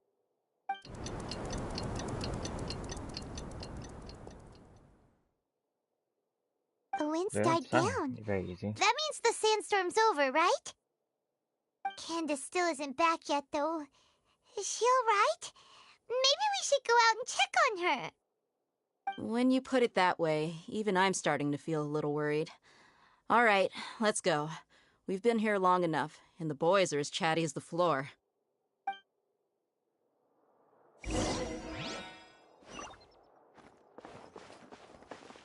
Let's see. Check the situation outside the village.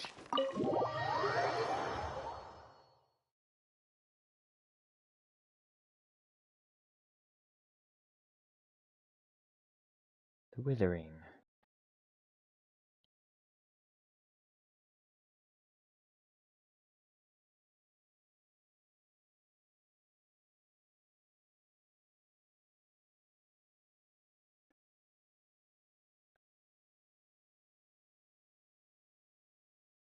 Taking some time to get outside. Must be that sandstorm creating so much lag. Or what's left is a sandstorm.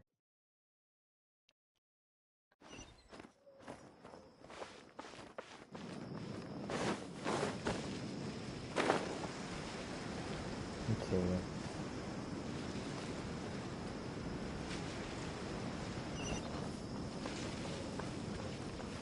There's a... I want to get this fixer before I... Can't catch me! Okay.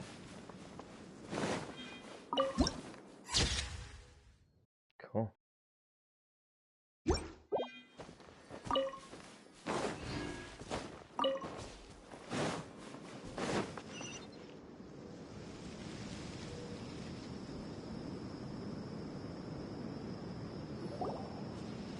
Oh, Candace, you're still fighting?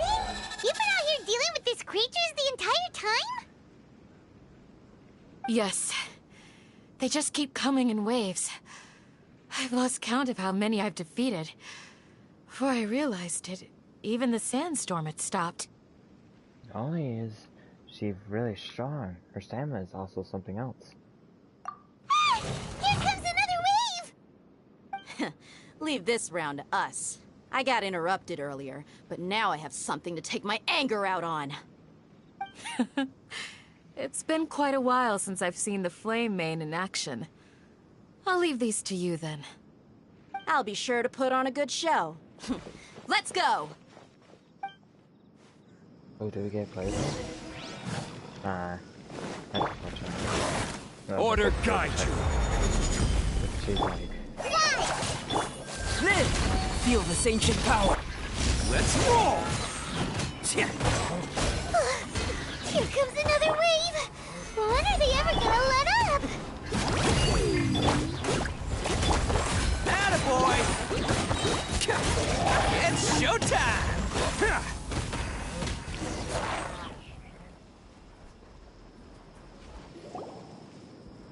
The creature stopped appearing. Was that the last of them? What we fought just now was probably the aftermath of the sandstorm. So we should be safe for the time being. Well fought, everyone. No injuries, I hope. Huh? Who are you? Ah, my apologies. I haven't had a chance to greet you yet. I had my hands full taking care of the village's elderly and children. I am the chief of Aru Village. Everyone usually calls me Uncle Anpu. It's a pleasure to meet you. Sir, I am also originally from the desert, but I have not been back for some time now. May I ask if such sandstorms are common? I can't say they've always been common, but recently the storms have become increasingly severe and frequent. Besides sandstorms, we also occasionally get earthquakes. According to an investigator who stayed in the village a while ago, these unusual natural phenomena are related to the withering of Irminsul. Another effect of Irminsul's withering. So, Irminsul's withering causes withering zones in the forest, and sandstorms and earthquakes here in the desert? Everything in the natural world is inextricably connected to Irminsul. These regional symptoms can indeed be a reflection of Irminsul's present state. Everyone in Aru Village needs to take good care of themselves. Speaking of which, why haven't I seen a single village keeper since I got here? Village keeper? Who are they? Village guards like Candace? They sound like more people who make sure everything's in right shape. Does your curiosity know no bounds? Village Keeper is how Aru Village refers to mad scholars exiled here by the Academia. Most of them are scholars who lost their sanity after a period of training in the Avidia Forest. The Academia believes that their crazed mutterings may have a negative effect on the psyches of other scholars. So, they're forcibly exiled to the desert. Though if you ask me, it's all a boatload of nonsense. Hypatia was also nearly exiled to the desert. Alas, that's exactly what we've been trying to investigate. One by one, the village keepers have been mysteriously disappearing without a trace. But no one in the village has ever seen them leave. If you're planning to stay around the village for the next few days, I'd appreciate it if you could keep an eye out for them. I've had encounters with those people in the past. I'll see what I can do to help. The Matra are the ones responsible for their exile. Now that you're no longer with them, are you trying to alleviate your guilt and atone for your past sins? I'm fascinated by how you think. Mock me if you will, but if you are guilty, I will eliminate you, regardless of my position or identity. Oh, you're the former General Mahamatra. You must be an expert in these kinds of investigations. Thank you for your help. I'll help too. Is it because you're reminded of Hypatia? Oh, these poor scholars. First they lose their sanity, now this! We need to help get them back home, safe and sound. But, is it really a good idea to tag along with Sino?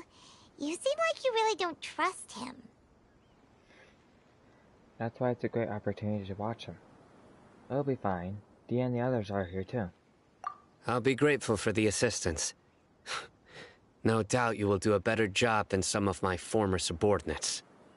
Let's start by finding a spot to share what we know so far.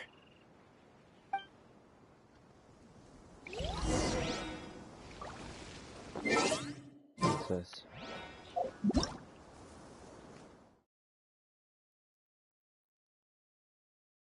Who knows what lies beneath the small piles of sand that are easily scattered by power of animo? What? They want us to use animo? None of the characters go with animo. At least recently. The last team was Dendro and Electro, Fire, and what's the other one? The other element that we've been using. When in Aru Village, Mars. please respect the local customs. Can't catch me! And they want us to use wind. Oh well. Again, I think I'll avoid picking up loot. Because it'd be a lot easier if I were to mark things down than to loot all. There's so much loot. Yeah, I'm a little disappointed with the loot, honestly. I've been exploring, because I didn't think it was going to be very interesting for me to do something that is something everyone can do. I'm already was late to the exploration anyways. So I've been exploring the maps and it's a lot of treasure. So far I've only finished, let me actually zoom out, that'll give me better. I've only finished like this part and a little bit of up here. Not a whole lot. Just barely got the capability of doing bounties and quests. So I'm very late to that too. Anyways, I've been doing it off camera. Getting some of it done, and some of the quests around here. But this main quest I want to do on camera. On mine. And the events too. The events are special, one time only kind of thing. People only go to see it that once if they didn't do it themselves.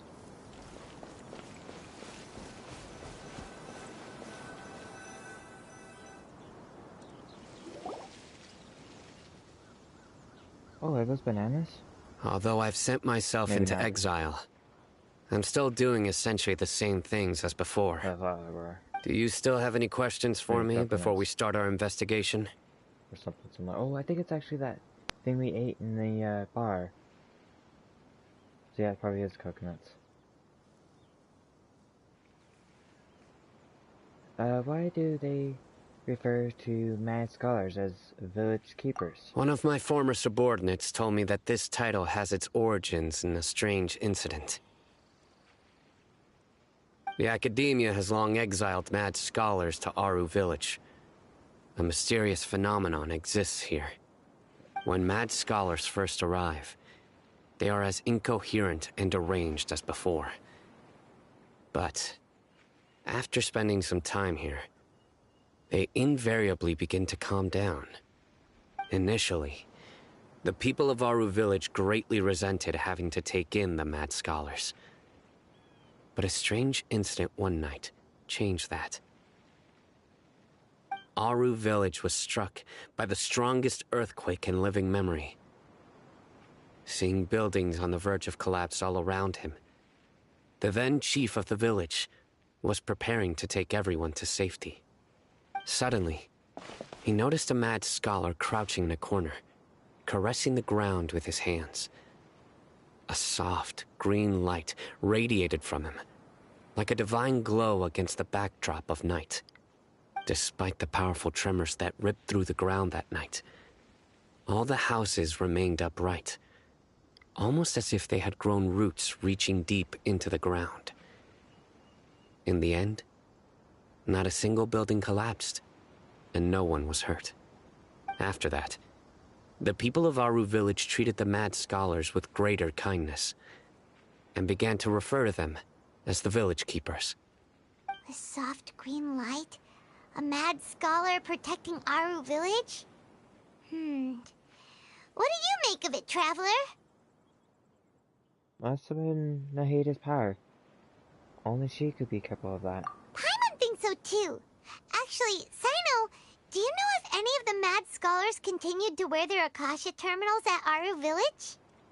In theory, they would continue wearing them so the academia could still monitor their activities. With that said, the main Akasha system would no longer have any interaction with them. Oh, no wonder! Everything makes sense then! Add in the fact that they calmed down, it was probably Nahida who calmed them. If you are able to draw a conclusion from this one story alone, then it appears you possess much more information than I do. So, what do you make of the story? The mad scholar power likely came from the Lesser Lord Kusanali. She was actually the one who protected the village. Really? Lesser Lord Kusanali. What? You don't believe us? Lesser Lord Kusanali was definitely using the Akasha to give her power to the mad scholars! No, it's not so much that I don't believe you. I'm just struck by your reasoning. Lesser Lord Kusanali, the current Dendro Archon. Is she really active in Sumeru? Yep. The Academia has always Well, not placed anymore. far greater importance on the late Greater Lord Rukkhadevata. They've more or less ignored Lesser Lord Kusanali, and I've never had any reason to doubt their views. In addition, I've never heard any stories about Lesser Lord Kusanali and her deeds. To me, she might as well have been a god that never existed. No way! Nahida definitely exists! She's a... how should Paimon put it? She's a good Archon who's kind and wise. Even if she says weird stuff sometimes. She also saved me once not too long ago. We saved Sumeru City together in the not-so-distant past. I've spent many years interrogating criminals, so I can easily tell when someone is lying. Good! Then you should know that we're telling the truth! That look in your eyes. I've never seen that from a liar. You two really must have met Lesser Lord Kusanali. How can this be? To think, our Archon has been amongst us this entire time. Alright, now it's our turn to put our skills to good use for this investigation. You betcha. But easier said than done, especially since we don't have any leads. Maybe we can start by knocking on some doors. I don't think they're gonna like Excuse that me, too much. are you here to help me find my grandpa? Huh? Who are you? Hello. By the sounds of it, a resident of this village. My name is Isak. You'll help me find my grandpa, right? Is your grandpa a mad scholar? Hey, don't say that. Grandpa is just Grandpa. Why do you have to call him that? It's not like he's a bad person or anything. The person you're referring to is not a local, yet you are. Why do you call him Grandpa? You think Shino and Razor are related? Maybe. They do seem very, very similar. It could be that Razor ended up becoming lost and then being adopted by the wolves in Mondstadt. And he was actually from Sumeru. It's possible, I suppose. Grandpa is just Grandpa. He's my family. I heard everything you said to the village chief. Please, you gotta take me with you. I want to find my grandpa. I swear I'll help. I won't be a nuisance. Ah, So you're the one who was eavesdropping on us around the village chief's house. I was planning to go out and take care of whoever it was, but I had a vague feeling that they didn't harbor any ill intent. Whoa! Hatham wasn't kidding about Matra having sharp senses. Sino, he's just a kid. All he wants is to find his grandpa. Let's find a way to help him. It seems kind of dangerous here. You should stay here. Sorry. I was only listening in because I wanted to know where Grandpa went. Honest. If you don't believe me, you can ask Miss Candace. Please help him, Sino. All right. But first, let's confirm the facts with Candace. Okay.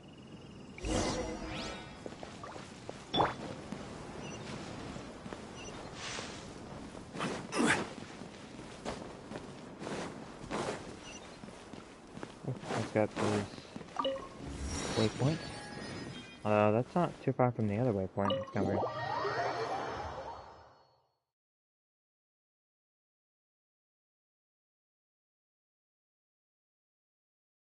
To have two waypoints right next to each other.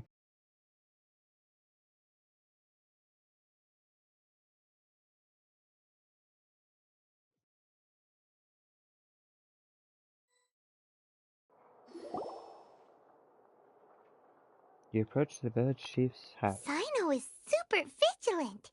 Is this what all the Matra are like? Ah, you're back already. We just wanted to confirm something with you. Do you know a boy by the name of Isak? I had a feeling he'd go looking for you. Huh? You knew this would happen? Yes. Although he tried his best to stay hidden, I still noticed him eavesdropping outside the window. He really wants to get his grandfather back. Isak's parents were both Aramite mercenaries who rarely returned to the village after finding employment in the city. He was raised by his grandfather. Unfortunately, it was only a few years before his grandpa passed away. Isak was still very young at the time, so various families in the village took turns caring for him so he could survive. Later, an elderly mad scholar arrived at the village. Isak thought the scholar bore a striking resemblance to his grandfather, and thus often spied on the man. However, the scholar was unkempt in appearance and incoherent in speech. Although Isak referred to the man as his grandpa, he was afraid and didn't dare to approach him. One summer night, the oft mumbling and bumbling grandpa suddenly calmed down and seemed to become more lucid. He even noticed Isak hiding in the distance. So Grandpa walked up to Isak and patted him on the head. He even took Isak to the entrance of the village, where he patiently taught the boy the names of the stars, and accompanied Isak until he fell asleep. The next morning, Isak woke up and wanted to go find his grandpa again, only to realize his grandpa no longer recognized him. However, even so, Grandpa retained his calm expression. So he's not his actual grandpa? It's said that those who saw the scholar claimed he no longer appeared to be crazy, but appeared to be living in his own world, almost as if he were sleepwalking. Isak was thrilled that his grandpa was able to find peace, and would follow him all the time, asking him things like, "Grandpa, want me to take you somewhere fun?" or, "Grandpa, could you tell me stories about the stars again?" All this somehow just makes Paimon feel really sad. It seems like they both deserve so much better. Perhaps. Nearly everyone who lives in the desert has some form of hardship or regret. But even so, we must still continue on with our lives. It's also my reason for fighting. I must continue to protect this land. Visited Grandpa was probably Nahida. She must have sued the other mad scholars as well. Yeah, that sounds about right. From the look of Sina's face, he's probably connecting I connected the dots as well. Maybe the people have always had a considerate god watching over them. Huh? What did you say, Sino? No, nothing. As long as Esau keeps his word and doesn't get in our way, we can take him along. Perhaps you are more compassionate than I gave you credit for. Please accept my thanks on Isak's behalf, Sino.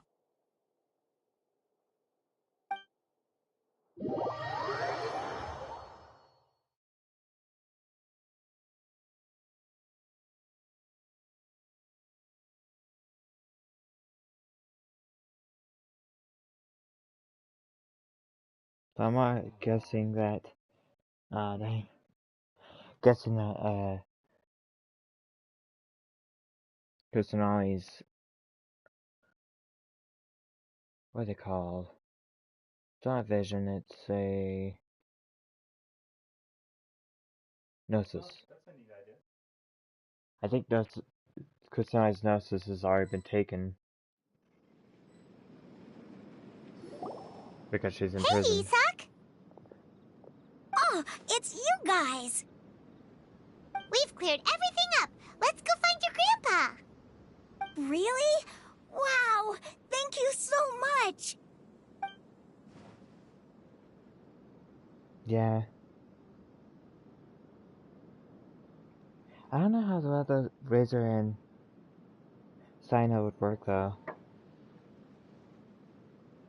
Because both of them are really focused on attacking.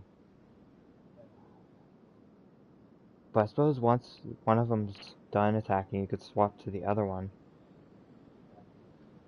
Yeah. And make sure you have, Warboy? I call him Warboy, but it's actually, Jinjie or something. I call him Zinkri though. Jingsho. In the past I called him Zinkri because that's what it looked like. Anyways. Jinsho. And one other.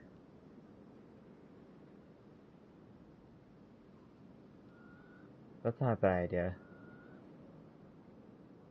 I've attempted to wish on Candace, but I don't really want the Razor 2.0, and I already have Venti. And maybe they've been going around the fact that they're nerfing Venti. Like it doesn't suck up big enemies, like for instance the Rift Towns. And the basic Samurai don't get sucked up either.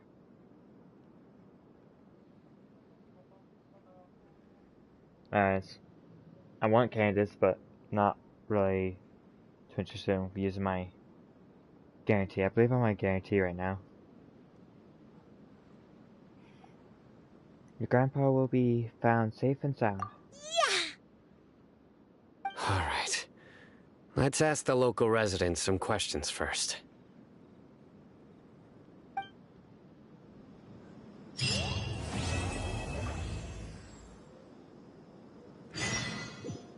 Oh, I finished that quest. Let's see here. That's not this.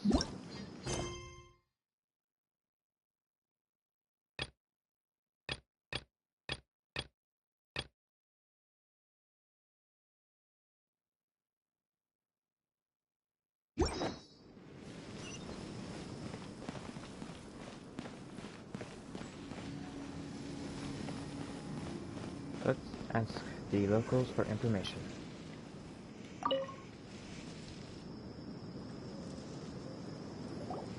Excuse me, did you happen to see where the missing scholars went? You mean the village keepers? Oh, let me think. When I was eating dinner the other day, I saw one of them by the side of the road, muttering away and eating mushrooms and tree roots. They shouldn't go around eating that kind of stuff. Okay. Did you notice anything else?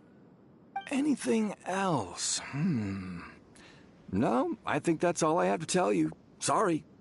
That's all I had. See them eating stuff that they probably shouldn't be eating. That's it. I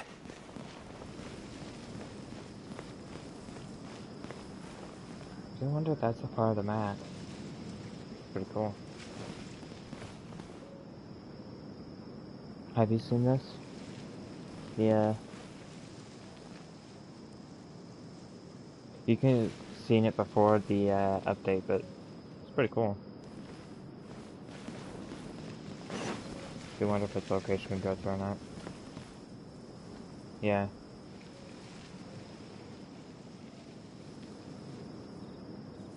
Maybe.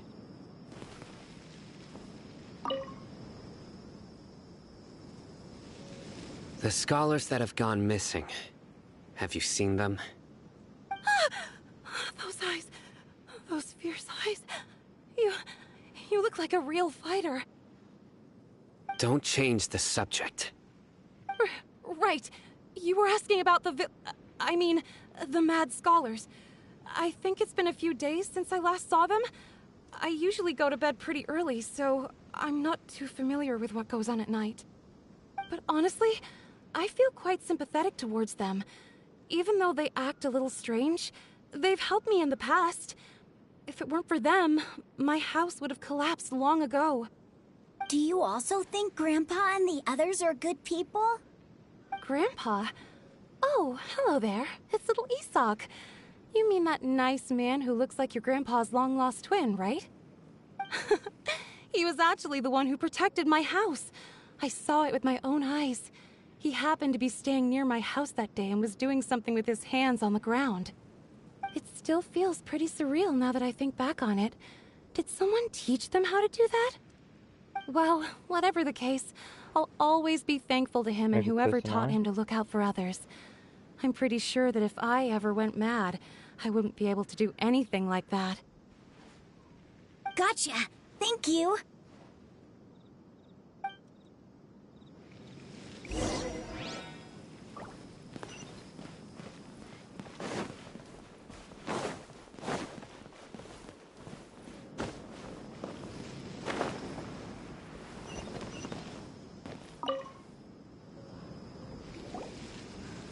Sir, have you seen my grandpa recently?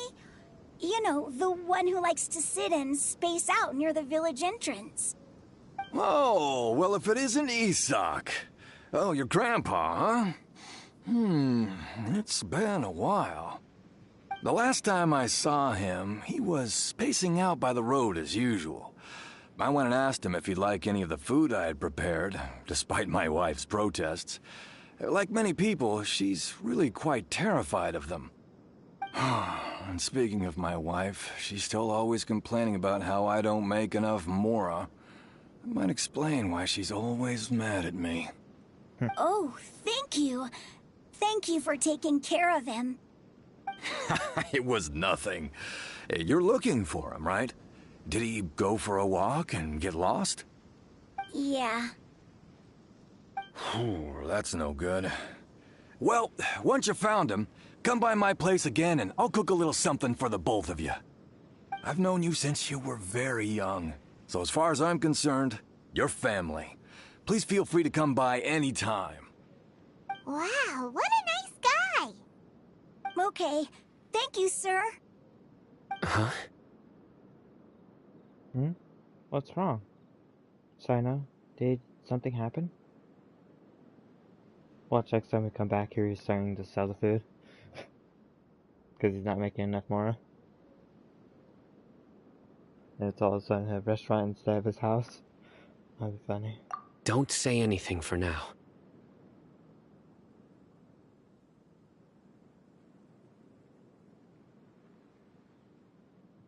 Oh, I didn't have the off, sorry. Isak, stay here. Let's head over there. Stay quiet as you move.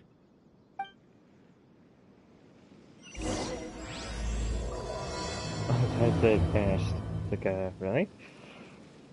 That's a pretty short quest. Main story quest.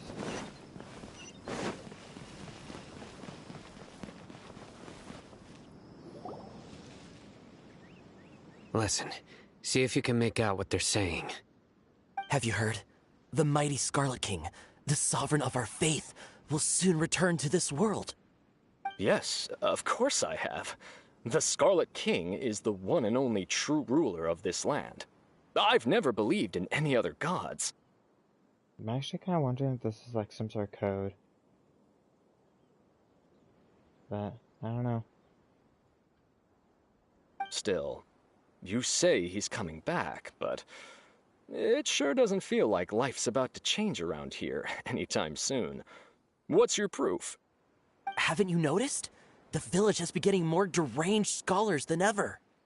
Delavar was saying that many people also went insane just before the fall of the Scarlet King's civilization in ancient times. We don't quite know why, but it seems like there's some sort of connection between insanity and the Scarlet King. Oh, I had an idea. Maybe it's the Bottier. Maybe he's taking the place of Scarlet King.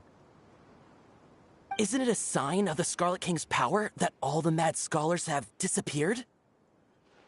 If you ask me, they must have been chosen as the final sacrifice for the Scarlet King's resurrection.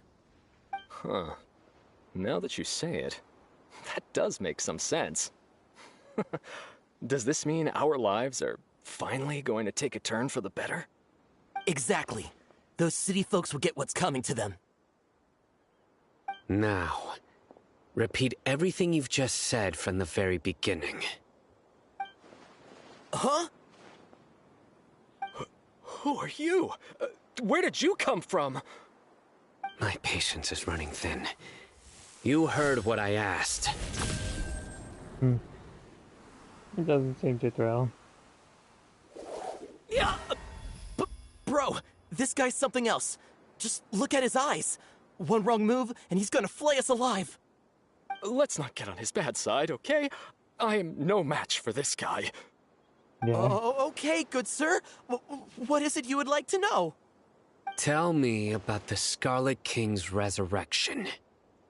Well, I only know a few things from hearsay. I went for a drink the other day and heard others talking about a rumor that the madmen will disappear, and that the Scarlet King will return to this land. I'm not making this up, I swear! Hey, go on, keep talking. It's true. It's all true, sir. We desert folk have had more than enough of those people at the academia. They keep sending us all their mad scholars and won't let us have a good life. Would you want to live like this if you were in our place? The radicals were even more thrilled than me when they heard the news. We're all praying for the Scarlet King's speedy return. Delavar also said that once the Scarlet King returns to our side, it's only a matter of time before we conquer the land on the other side of the wall. They're all willing to serve under the Scarlet King and fight for a share of the glory. Is that so? Seems like he still wants to know more. Keep talking. Well, how do you keep talking? Got it! At first, I told myself it was just the drink talking, but then all the mad scholars vanished without a trace, just as the rumors said. Please, don't beat me up just for mentioning these rumors. If I'm guilty, then everyone else around here is also guilty. I'm just saying what the others said. The people here really like the Scarlet King, but dislike the Dendro Archon. The Academia is probably the true target of their hatred. Where is this radical person you talked about? I haven't run into him over the past few days, so he probably hasn't been around the village. What about you, man? Have you seen him at all? No, not at all. We wouldn't dare lie to you. He's really not here right now. Sounds like you're not too close with the radicals. No, of course not. All we know are their names. I have many ways to stop you from talking. And many others to stop you from sending warning messages. So you'd best just stay home and hope I don't hear of you trying to contact anybody. Don't do anything until I've gotten to the bottom of this. Try something foolish, and even Candace won't be able to protect you. Yes, got it. We'll do just as you say. You sound very dangerous. That scared Paimon half to death. Sino is pretty terrifying. Good thing I'm not one of your enemies. He didn't try to reassure us at all. It's like he's used to hearing that. Oh, Paimon bets lots of people have told him that before. All the more reason for you to not get on his bad side. I heard that. Sorry. Sorry. It's part of being a Matra. The rumor we heard just now seems like a strong lead. But we need to check a few more places. Maybe we could check the scholars' homes? Or maybe we'll find something there? Or, oh. Very well. Isak!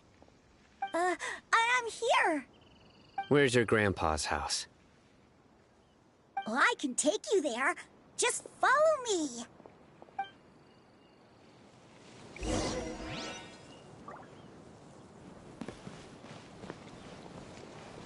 Join the Eremites. Embrace a wonderful...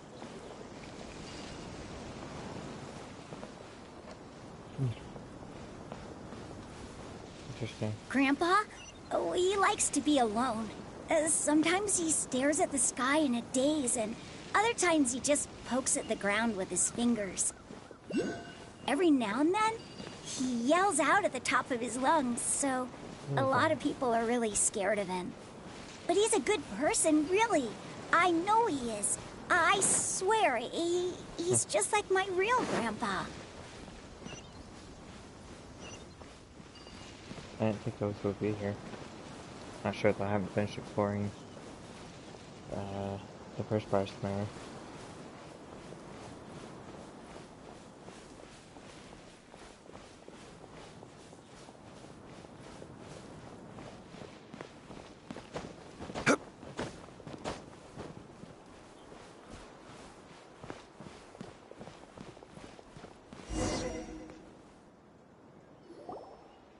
Well, this is where Grandpa usually stays.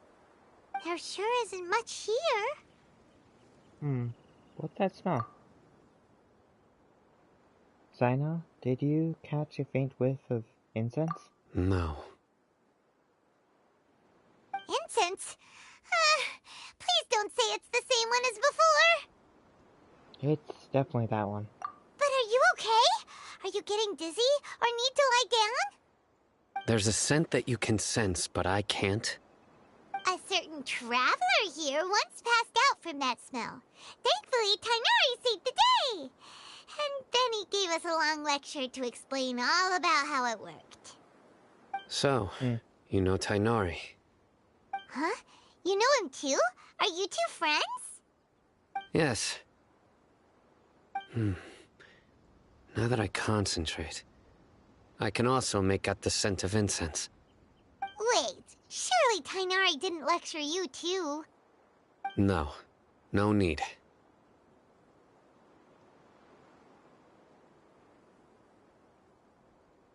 I can handle the scent very well. Did you first encounter this scent at Tighnari's house? No, it was in the forest where a scholar was meditating. In the forest. From a scholar. Let's keep looking for clues. It'd be more effective if we split up.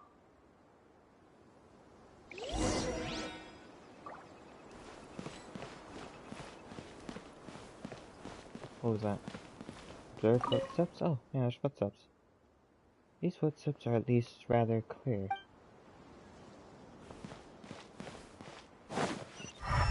Can I use this? No?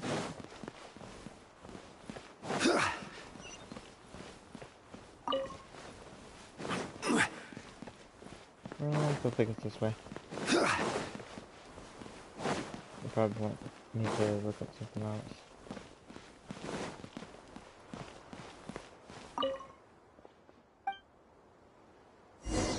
Oh, I'll try to look at the footsteps, okay. What are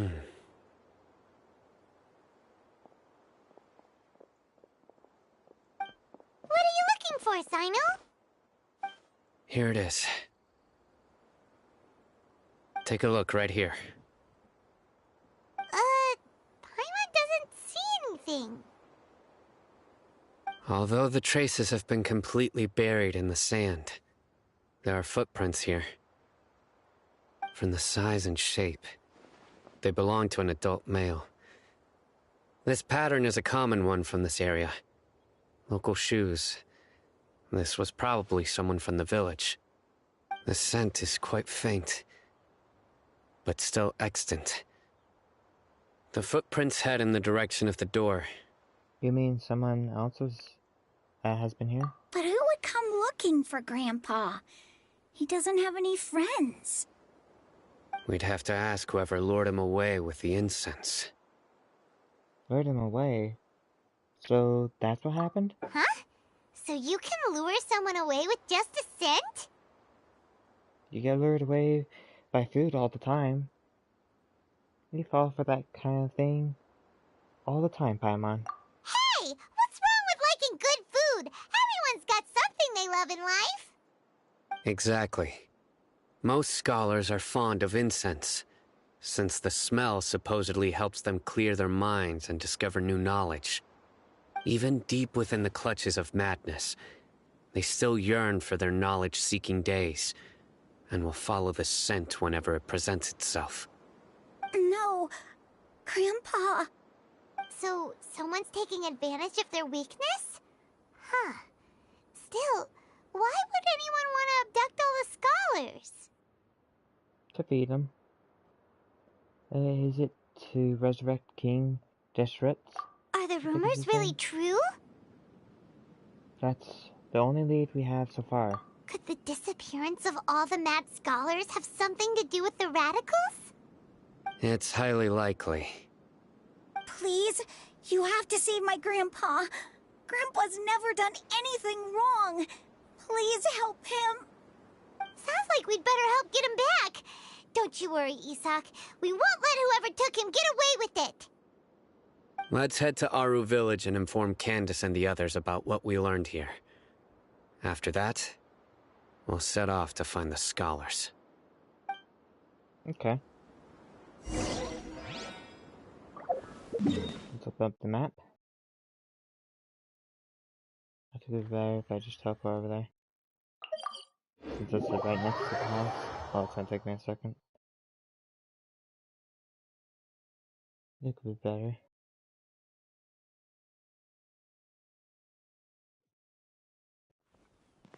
There we go.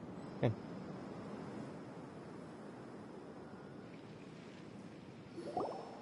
Right. The darker fabric definitely looks a lot better. That'd be my choice, too. We're back, Candace! We've got a lot to tell you. Ah, welcome back. Sounds like everyone's friends already. Oh, Dia's here too! You bet. So, everything goes smoothly? Reasonably. Alhaitham didn't go with you? We haven't seen him at all. Oh. Huh. I saw him around the village entrance earlier and figured he was investigating with you. I guess he must have gone off on his own. Did you find out anything useful? You tell Candace and Dia everything you've learned. I see. So someone used a kind of incense to lead the exiled scholars away from the village.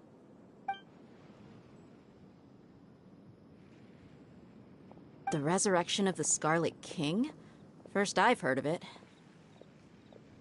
Far as I know, the kind of incense you just mentioned is only popular beyond the wall. Scholars are fond of it, but as you can see, there aren't many scholars still studying around these parts. No seller would be able to make a profit here. Not to mention, making incense is a labor-intensive process. You won't see anybody in the desert with the patience to make or sell something that requires that kind of effort.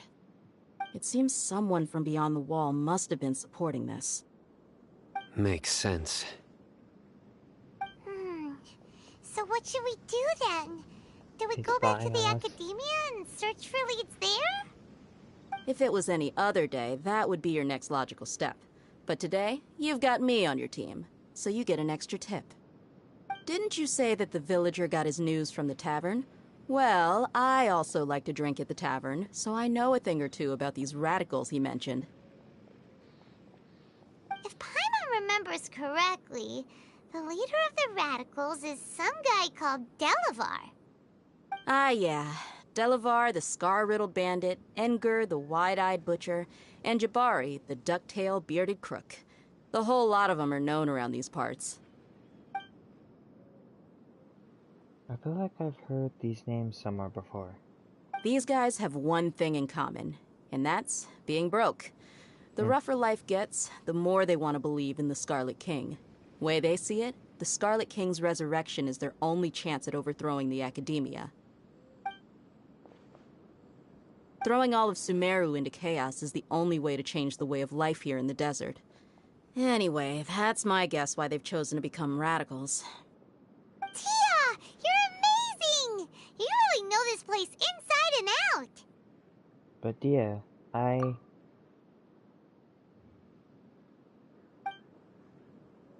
Huh? Dia winked at me. Maybe I should stay quiet for now? No merc can afford to slack off on gathering intelligence. Every mora I've spent in the tavern has been a valuable investment. Let's head out. Now hold on, you're staying right here, Sino. Why? Aru Village is not a big place. Outsiders stand out here like a sore thumb. I'd bet word about you has already gotten out. The desert is unforgiving, so the way of life here is also a lot tougher than on the outside of the wall. You survive on making connections out here. Compared to you, mercs like me are just third-rate amateurs. I've got no actual fighting skills to speak of, but that also makes it a whole lot easier for me to gain the locals' trust.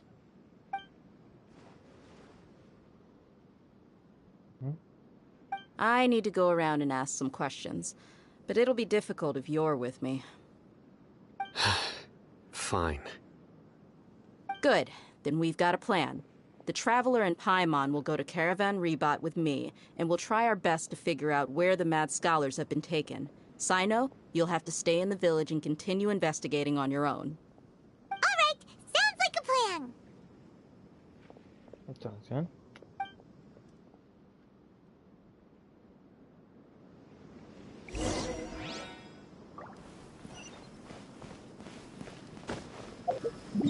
So far over there, I think.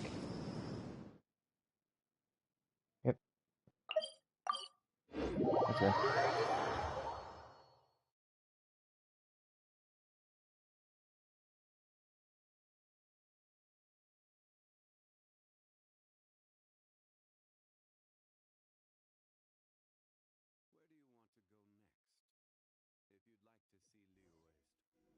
Alright, I already started. Cool.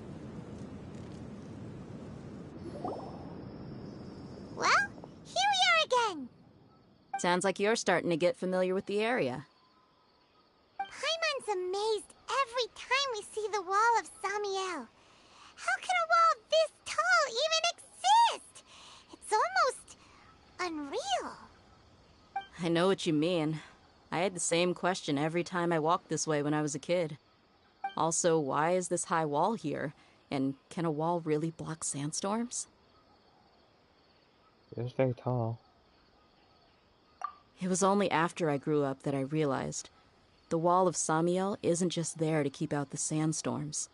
It serves a more important purpose, keeping out people like us. Sumeru is run by wise and mighty sages. To them, us desert dwellers are nothing but tools that can be used and discarded at their whim. We're cheap labor, like livestock, but easier to control. Nothing more. Even if a child from the desert got the chance to obtain an Akasha terminal, almost all their requests for knowledge would be denied. The Academia believes we're underserving.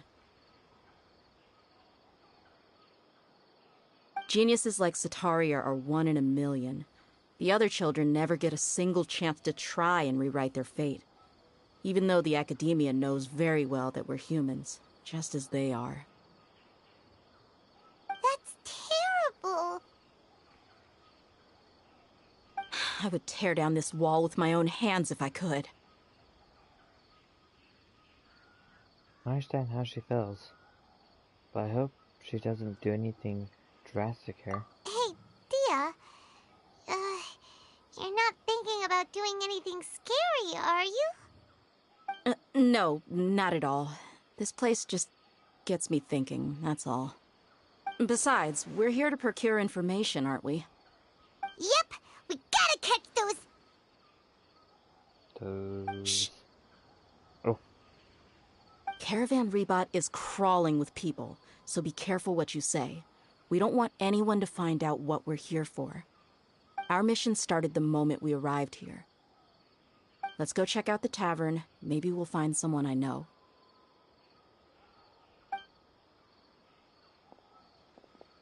Okay.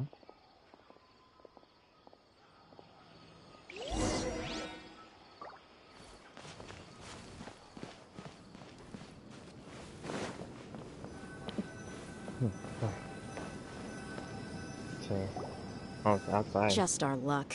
None of them are here today. You mean, you don't see anyone you know? Dia, is that you?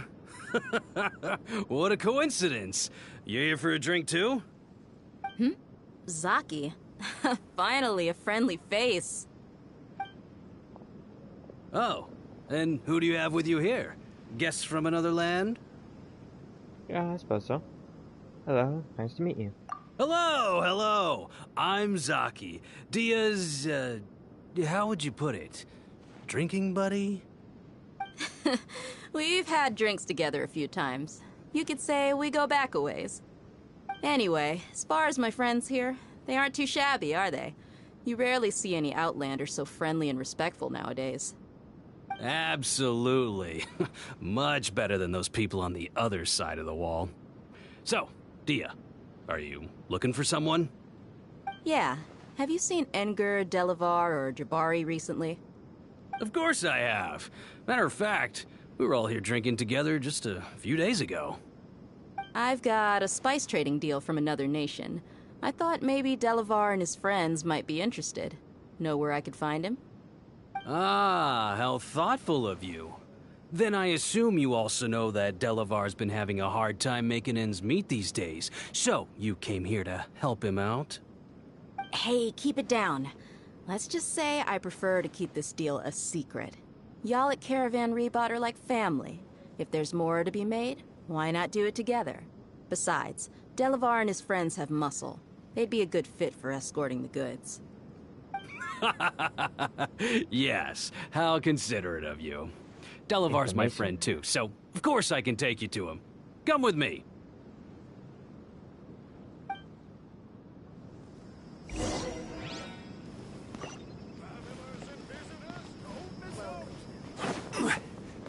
Go to the place that they mentioned. So is it on the map? It's just right over here. No, we're teleporting until we need it.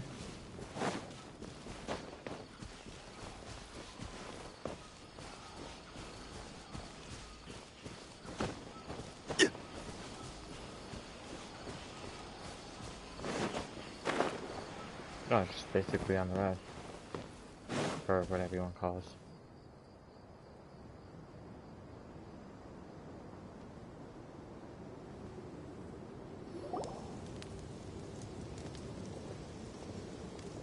Something seems different. Are we there yet?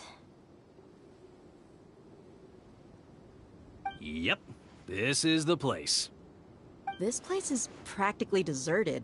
What are they doing in a place like this?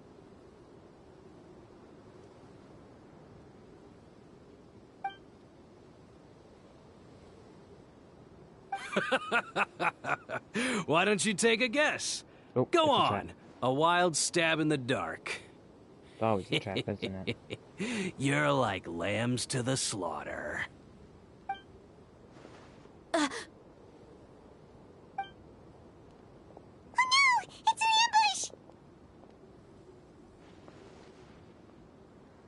ambush!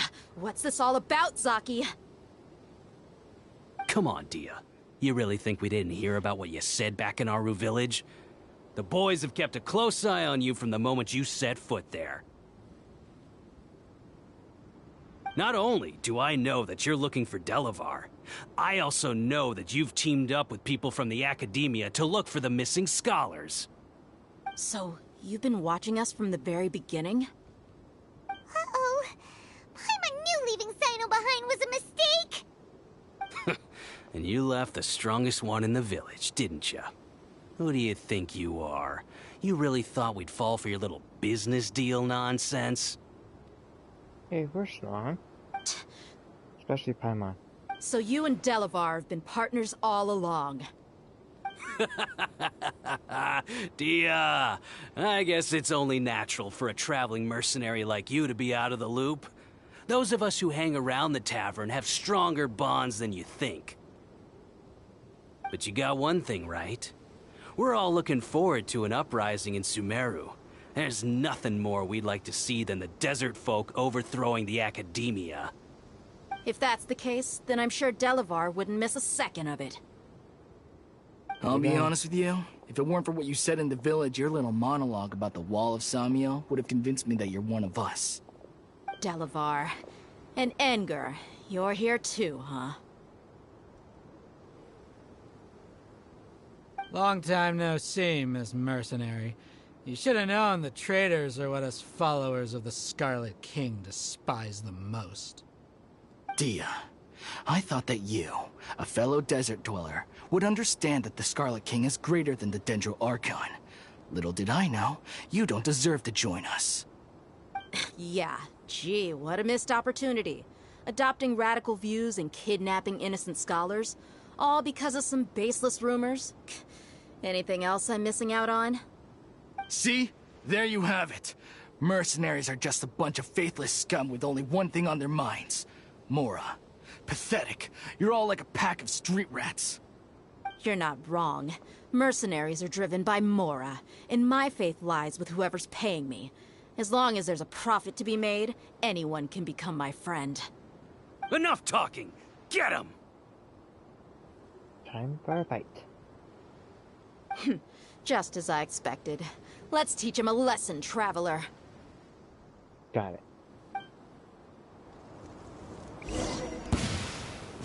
Following orders. Solidified! Go! Live! Witness my great undertaking! Bam!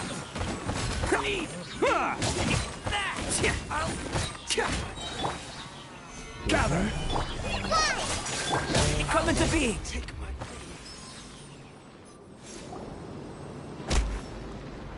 Impossible! How could you? So, what do you think about your meticulous network now, Zaki? How did you say it? It's only natural for a traveling mercenary like me to be out of the loop. I'm guessing your informant told you that I'm just an incompetent merc with no real fighting skills, correct? I mean, that is what I said after all. And of course you would believe everything he reported. The only thing you know about me is that I'm a mercenary, but you've never seen me in action. Even though you heard we went to handle monsters together, you believed that Candace was the only one doing all the real fighting. That so-called Flame Mane is just a fraud. She admitted it herself. She just uses her connections to gain the trust of others. That's what you thought, right? Ugh. You lied in the village because you figured that we'd have people watching you. And you were stupid enough to fall for it. I figured as much the first time we drank together. You all thought you were so smart. Pathetic. With one swift click, Dia knocks Okay, him unconscious. that should be all of them. Whoa! So you've been planning this since we were in Aru Village? No task can be done without preparation. I just happened to notice a couple suspicious-looking people while you were out investigating. Oh, but instead of catching them right away, you let them report back. Those two who were snooping around were just a couple small fries. If we want to get the real catch, we have to be patient and give it some time. So, those names you mentioned. Oh, you mean the funny name she mentioned back in Uncle Ampu's house? The wide-eyed butcher, scar-riddled bandit, The other one... Paimon can't remember them all.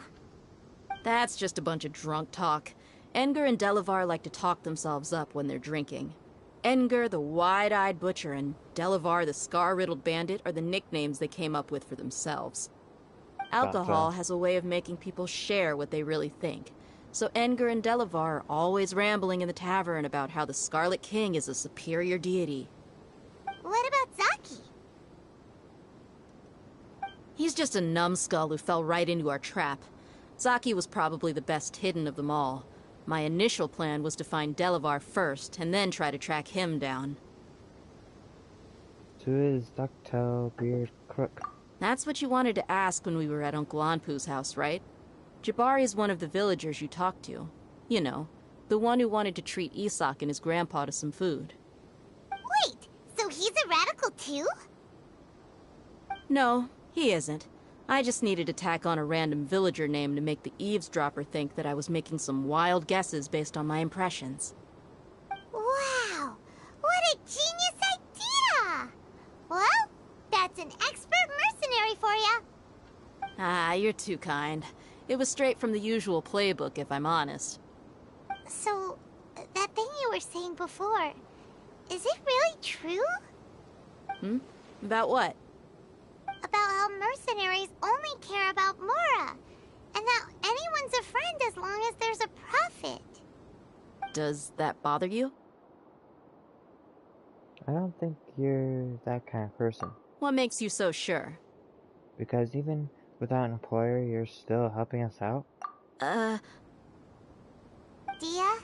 do you dislike the Dendro Archon like the other desert folk? You two are pretty sharp. No, I don't have anything against the Dendro Archon. I've heard a lot of nice things about the Lesser Lord from Dunyarzad. I can understand her devotion and gratitude. Dunyarzad's just an ordinary person. There's no way a god would be so involved in the lives of everyday people, unless they were truly compassionate. I've begun to realize that the sages are behind everything that's happened recently. The radicals' blind belief in the Scarlet King, making the Dendro Archon out to be an enemy. It's all the Academia's trickery. But I see through it all. And unlike them, I can never be hostile towards anyone who's never done anything wrong. Dia. Anyway, looks like we're done with business here. Traveler, lend me a hand. Let's tie him up and bring him to the village.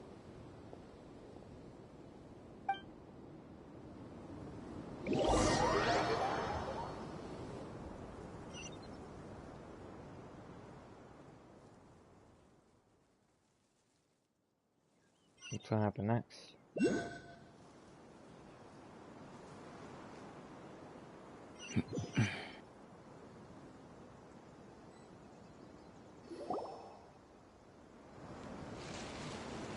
This should be all of them. I'll let you take it from here. All right. I'll be in touch. Until then, please stand by. Candace, do you need any help? Candace will be okay on her own. I trust her, so you can too. She's been guarding Aru village for quite some time now. If anyone is qualified to question the offenders, it's her. While I'm questioning them, why don't you pass some time by exploring the area? I'll meet you back here tomorrow morning, Traveler. Sounds good. As for these idiots, let's just hope they live to see another day.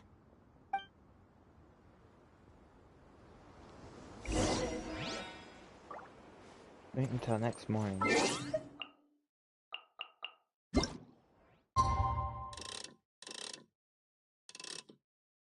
There we go.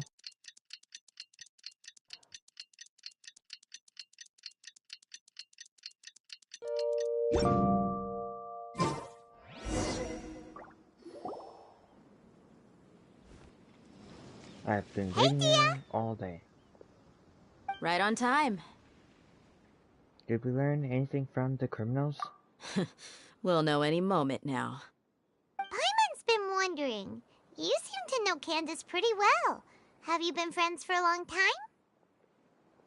We've known each other for some time now. She's a pretty interesting person. Even though she's an extremely strong warrior, she never misuses her powers against others. Oh, Paimon knows what you mean. Like a lot of martial artists say, never take the fight outside the ring. Yep, I guess you can put it that way. It takes strong convictions to be as dedicated as she is, and shoulder that kind of responsibility. Us mercs, on the other hand, we pretty much live from one day to the next. Well, Paimon thinks you're great, too. Really? Thanks for that.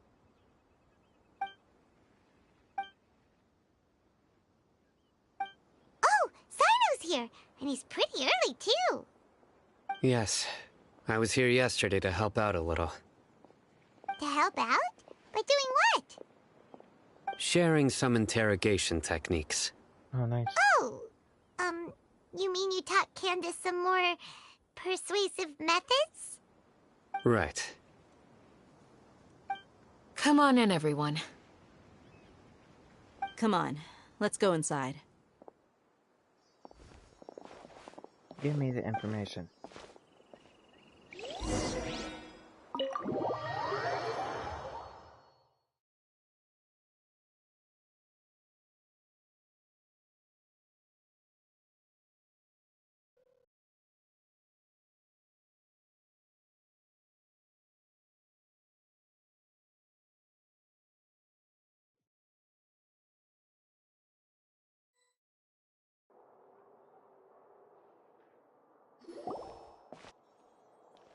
Candace, whoa, you look furious.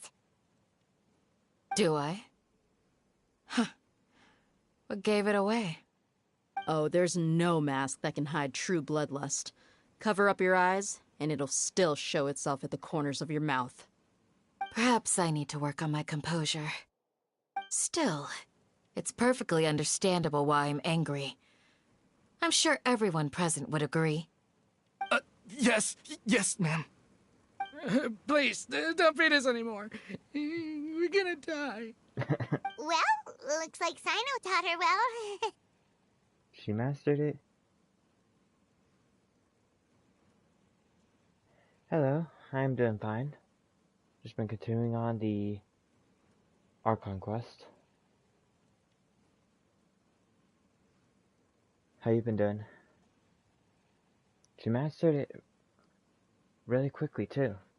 Now she's just as terrifying as he is. You fear death yourselves, yet you do not hesitate to place the lives of others at risk. The absurdity is mind-boggling. The ones you call mad scholars are known to us as the Village Keepers. They are vital members of our community, and some even count them as family. You come here, to my village, and you treat my people as nothing more than stepping stones towards your goal. Tell me, what would you do to you in my position? Mercy! Please have mercy! You've made your bed. We may both be desert dwellers, but there is one thing that I understand better than you. The resurrection of the Scarlet King will only result in war. And war serves no one. The people of Aru Village care little about which god is in power. Life may be tough and tiring, but we wish to preserve our way of life. Yeah, it is very addicting. That is for sure. A war would only cause us to lose all that we have. And that is not a responsibility that you can afford to shoulder. We understand. We're sorry. I'll tell you everything I know. Please, just let us go. I'm listening. You might not believe this, but it wasn't us who came up with this idea. Someone was spreading rumors in the tavern. That's how we ended up hearing about the Scarlet King's resurrection. Nah, I didn't pull for, Sino. I wouldn't mind going for Candace, but I don't really want Sino or Venti, so I'll probably just wait until a different banner. I've been saving up to get Kusanali. I don't know what she's gonna be like though, so that might change. Nice.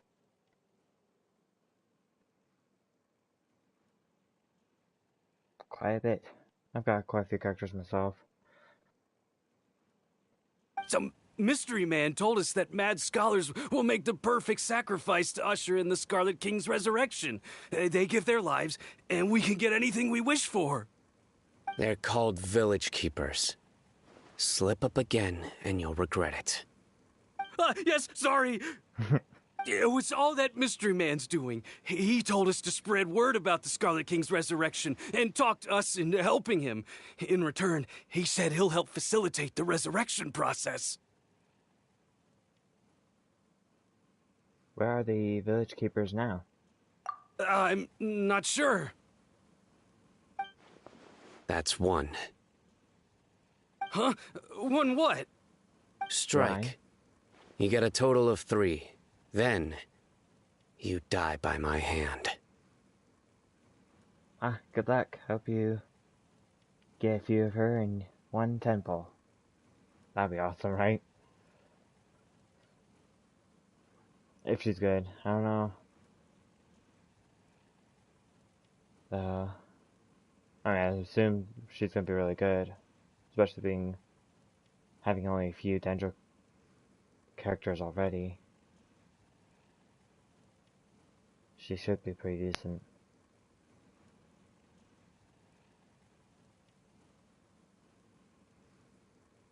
And plus she's the Archon, so I expect that she'll be good. I've been farming the artifact set. At least I think it's her artifact set, I don't know. Don't know much. Yet. Wait, I'm telling the truth.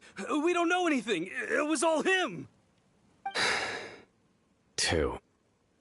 He got us to lure them out of their houses in the night with some kind of incense. We take them to a junction outside the village. Then the mystery guy takes them from there. You gotta believe me, please. I'm telling the truth, I swear. Just ask them if you don't believe me. That was indeed the truth. Traveler, go on.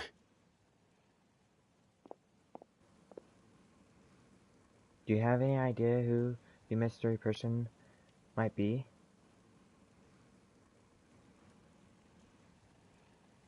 Yeah. It's not pretty nice to be able to get 2 free collays.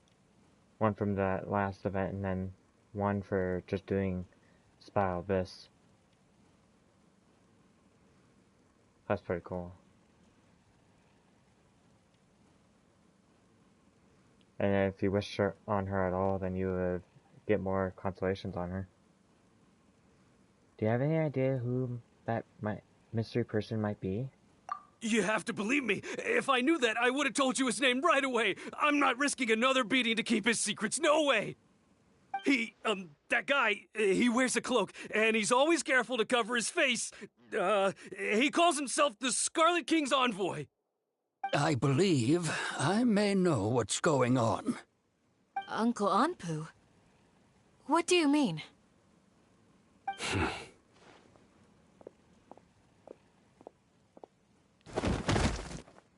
What happened? Smooth. Okay, speak. If my suspicions are correct, this mystery man they speak of could be from the Academia. Some time ago, people from the Academia attempted to take the village keepers away. I refused, insisting that they are part of our community. It strikes me now that this secretive character shares the same goal they had. Which means it's highly likely that the Academia was purposely spreading a false rumor to trick the radicals into delivering the village keepers right into their hands. They were the ones who brought them here to begin with. Now they're trying to take them back? We aren't gonna let that happen. Not the Academia again. Is Mare City... Sataria also mentioned King Deshret's resurrection is just the Academia's mischief campaign.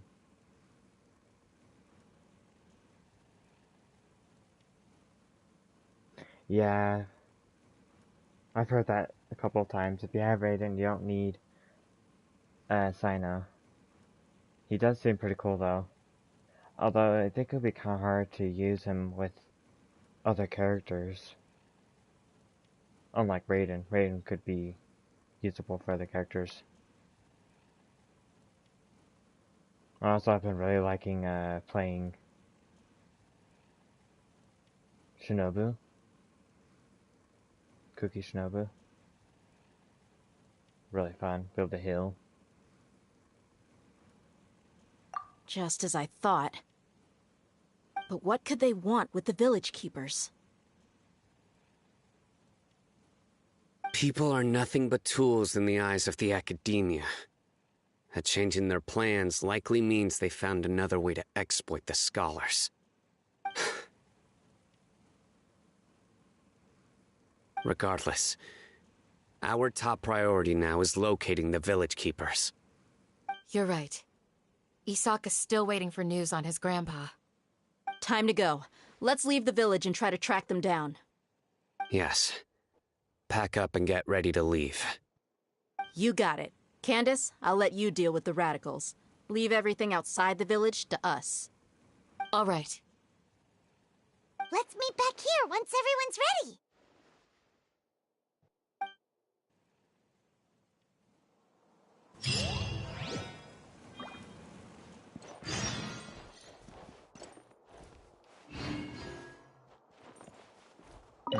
You look worried. Thinking about the village keepers? Yes. I'd look for them myself if I could. As members of our village, each one of them is very important to me. You have a strong sense of belonging here. I guess I'm the opposite. Mercs are stray dogs, wherever they go. Dang, really? I thought he was at least kind of cool. Although you have to solo him is my idea when I was testing him. For the test run. Like, you pretty much have to stay on that character. And you have to time everything right, but it seems pretty cool. Like, once you use his ultimate, then you wait for the ring around the screen, then you attack during that point with his element skill or whatever. Dia, don't say that. You can be a part of this community too. Thanks. I'll let you know when I feel like joining.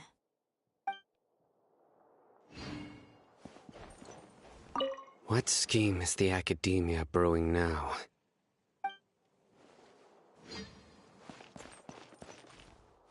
Okay, save.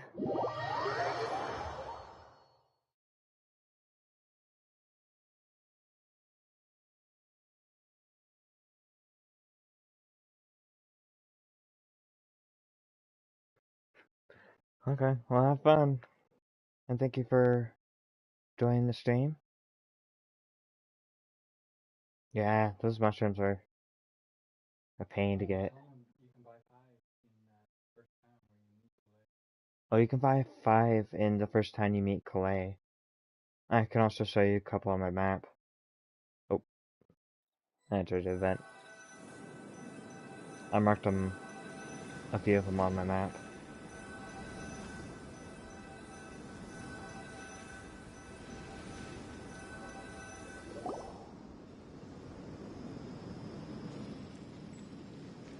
Let's get some food in us and then we'll... Whoa! Where did you come from? Has it just been waiting for us? Well, as you can see, I am merely sitting here and reviewing what we have deduced thus far. You were gone for ages, and now you're suddenly sitting here musing to yourself? Where have you been anyway?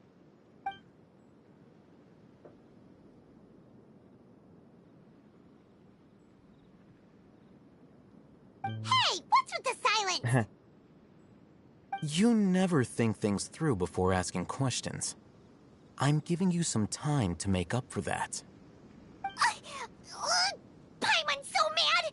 Paimon's gonna give you an ugly nickname! Go ahead, I won't stop you.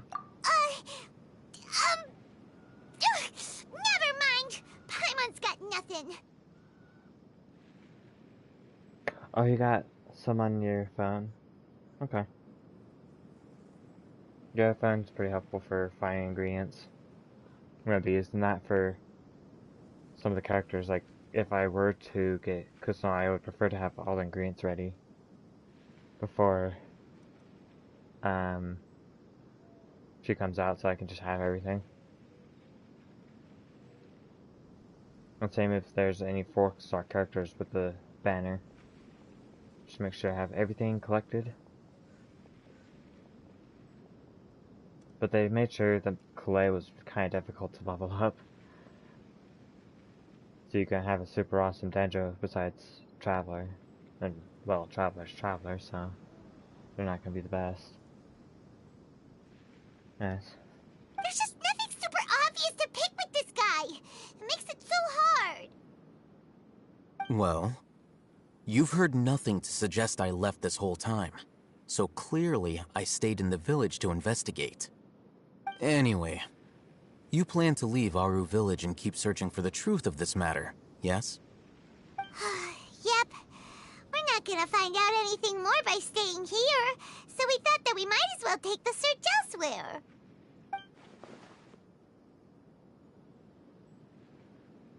Or you can also, if you're like needing a whole bunch, join friends if they don't need them.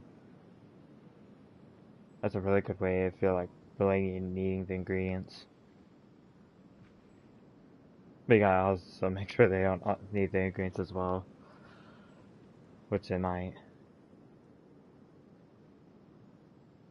Enough with the silent treatment! Maybe he's giving us time to think? No. I'm just surprised that you decided to team up with him. Alhaitham, you haven't helped us out at all ever since we arrived at Aru Village. Bold of you to question our choices. See you later. That's true. Yeah, you're all talk! While you were investigating, I had my own work to do, which I've now finished. Really? Paimon doesn't believe you. To be honest, we aren't really a team, so I have no obligation to inform you of my whereabouts. Not to mention that going separate ways allowed me to find some important information that you all had missed. Huh? Right here in the village? Correct. What did you learn? I'm going to take you to someone. But, before that, you need to understand where she's coming from. What does that mean? How do you think the residents of Aru Village feel about what we're doing?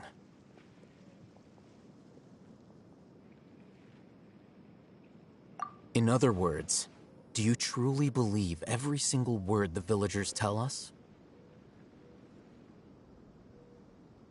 Maybe not.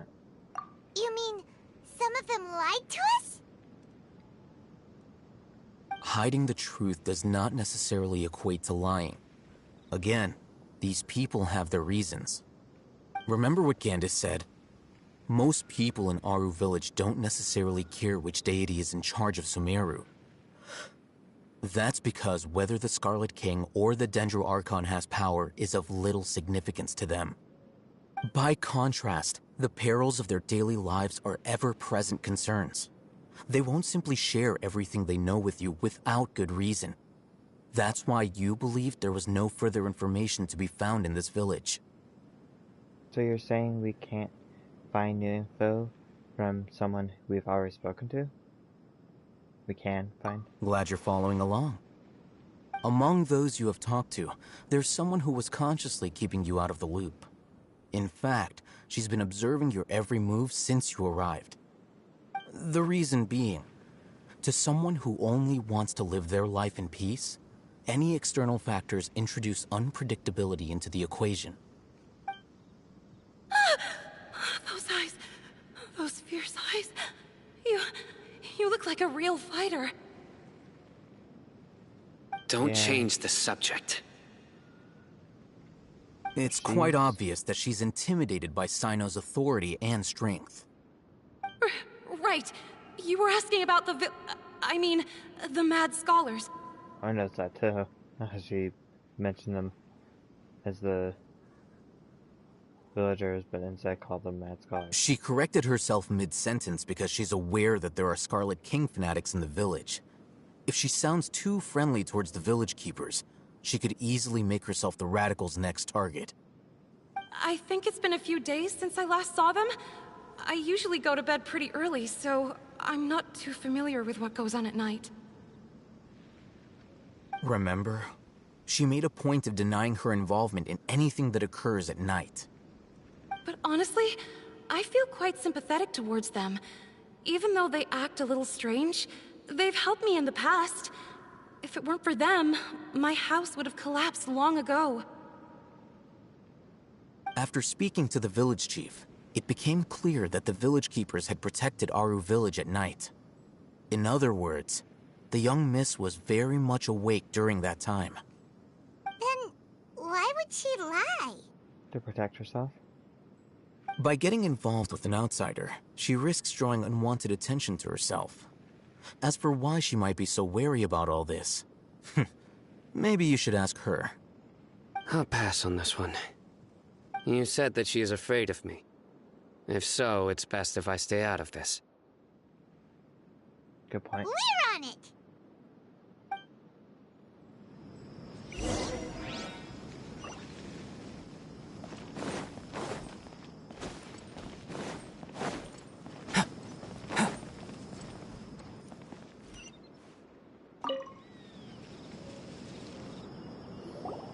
Miss Shawnee, as we discussed earlier, I've brought someone with me. Mr. Alhaitham, I'm aware of where you stand, but how can I make sure that your friends think the same as you? Huh? What do you mean? We need to clarify our stance or something? Go ahead and talk to her. You'll get the answers you want. Go on. Earn her trust. Is it really that simple? May I call you Traveler? Sure thing. Hi, Miss Shauna. Hi, Traveler. I want to ask you something.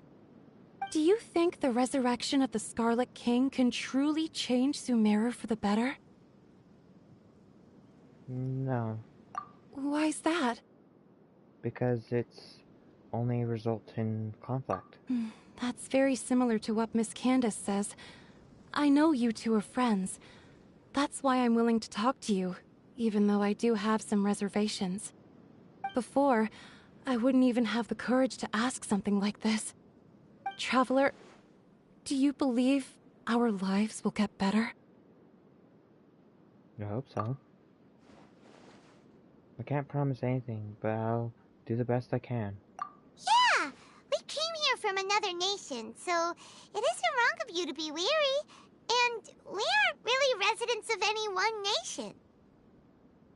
But even so, we've met lots of people from different places, and we've always fought for what we believed in. We have friends in Sumeru, and we want to help them. That's why we decided to stay here for a while.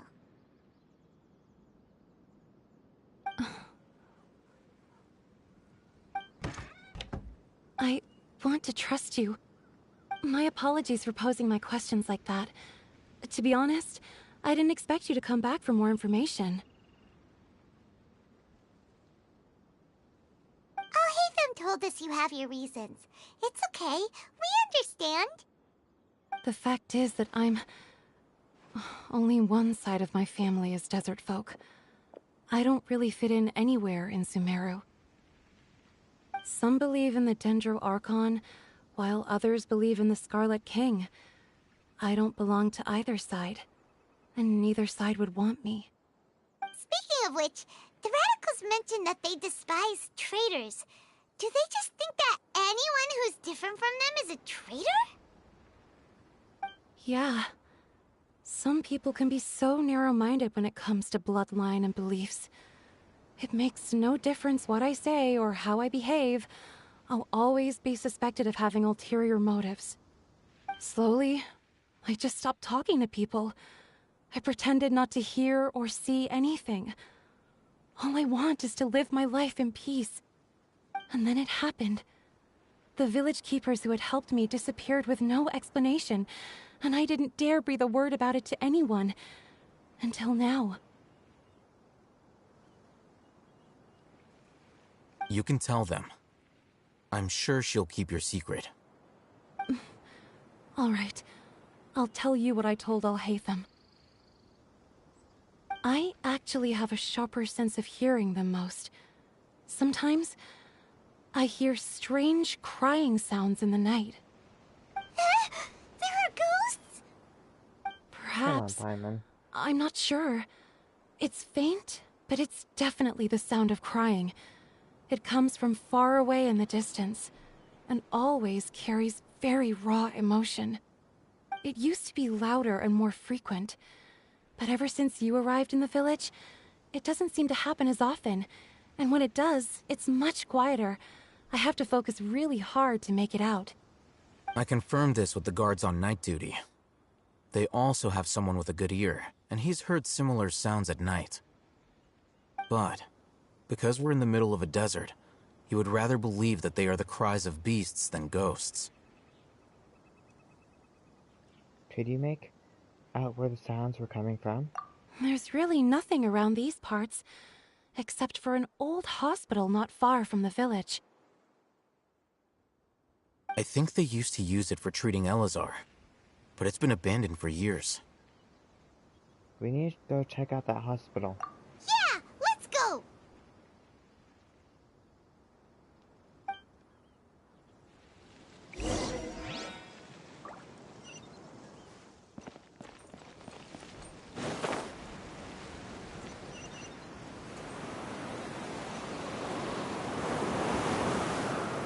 I thought that was gonna make me fly up.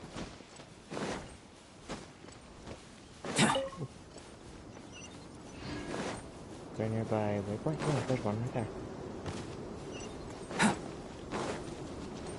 Unlock that? Yeah.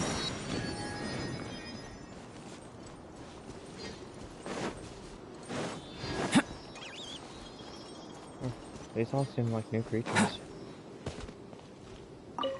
Another viewpoint.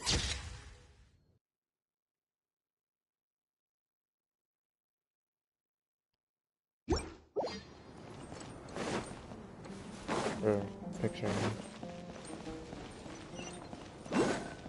Oh, is this the place? It's intense. Monsters! Watch out! Paimon. Burst forth! Feel this ancient power!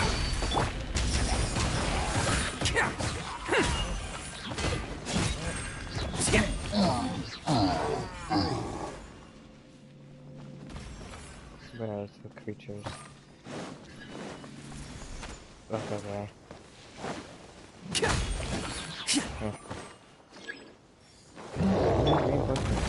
Stabilize! Coming to be! Moment of birth! Who wants some of this?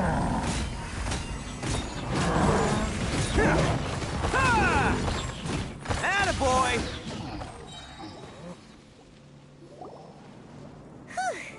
They were easier to deal with than Paimon had expected. What were you expecting?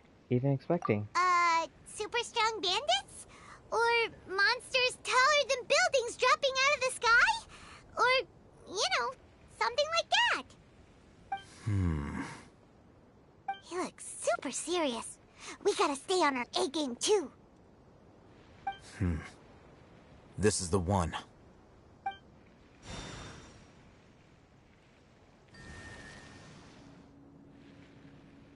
That's all you have to do?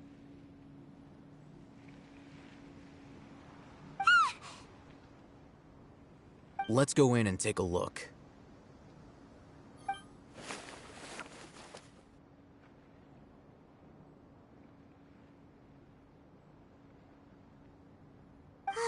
Hey, Alhaitham, we haven't found squat.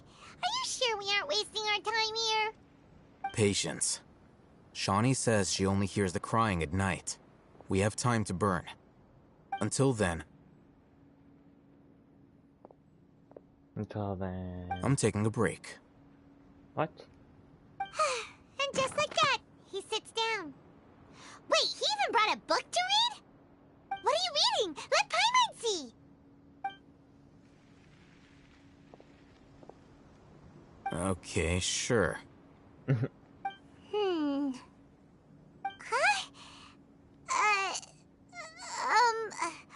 The natural position, which is the positional propensity of an entity in natural motion in contrast with an object in forced motion? Huh? When free from external influences, every entity displays the tendency to follow its natural trajectory? So, you got that? Oh, Paimon gives up! You keep reading your book, see ya! How is he so relaxed?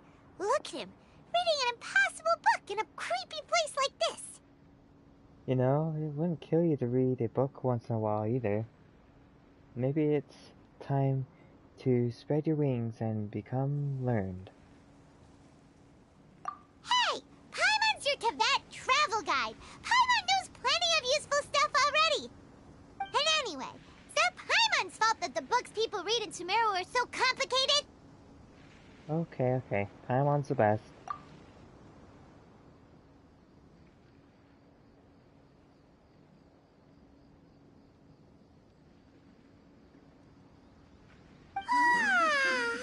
Paimon's getting so sleepy. What's that sound? Huh? What was that sound? Hey, that's what There I'm it is. saying. It's coming from that direction.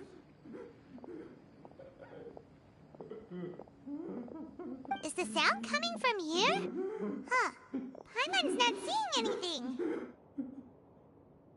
It sounds like they're trapped inside. It's from below. But there's no way we can get down there.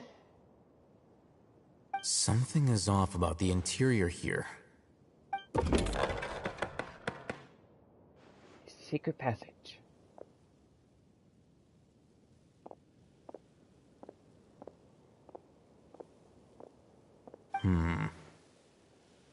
As I thought, there's a hidden structure. Wow. It's like they tucked another hospital into this one. Oh, it looks like there are other mechanisms around here. Let's keep exploring.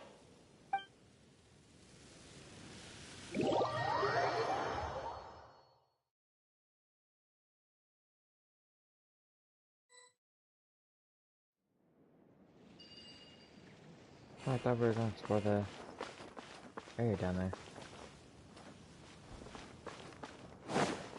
So.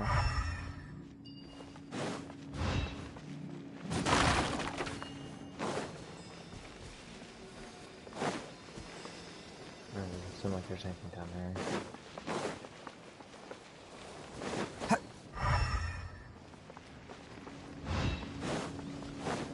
They just made me go down there?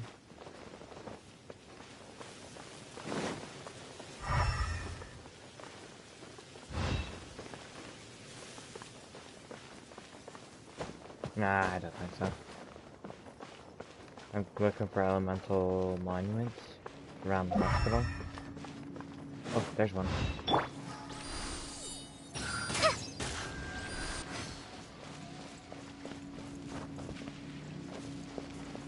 I thought maybe they meant something else, not those puzzle statues.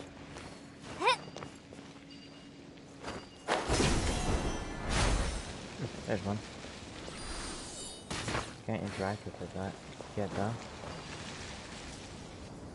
This area kind of reminds me of area in Elden Ring, kind of.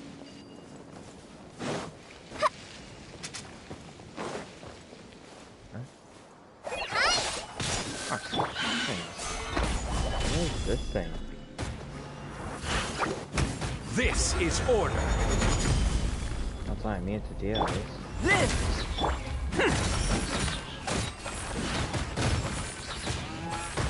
So it seems like he's kind of resistant to it.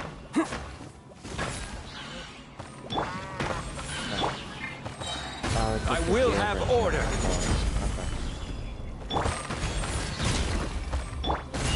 Bam! I'm not immune to the geo though, that's fine. Yeah, more defense.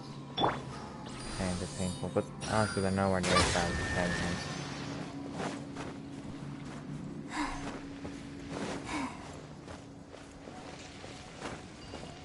Oh, these were. Oh, yeah, I suppose.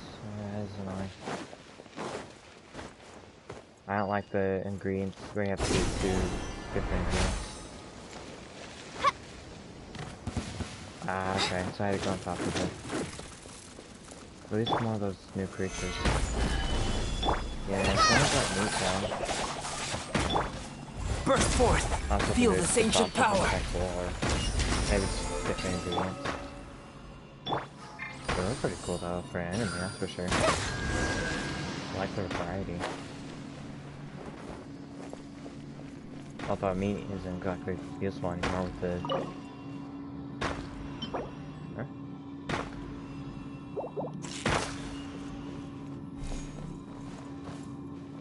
I can't remember that key spot. Emergency notice. Patient Abbas. Oh, oops. Okay, let me skip through this because I had it on autoplay. Patient Abbas, male, 23 years old, mole on left side of forehead and left hand. While his condition remains very serious, survival will be difficult without professional medical care. The patient's survivability. Once found, immediately inform. Don't give up, stay positive. All beings are under the watchful eye of the divine, so don't ever give up. The rest of the document has been rendered unreadable by weathering.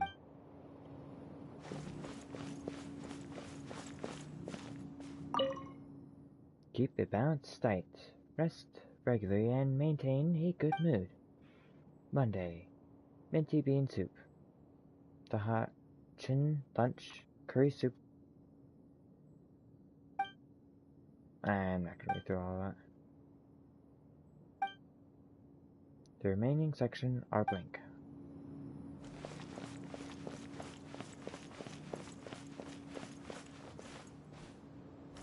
Weekly shift. In case of emergency, contact physician on duty immediately. Monday, Abraham. Tuesday, Wednesday, Amadi.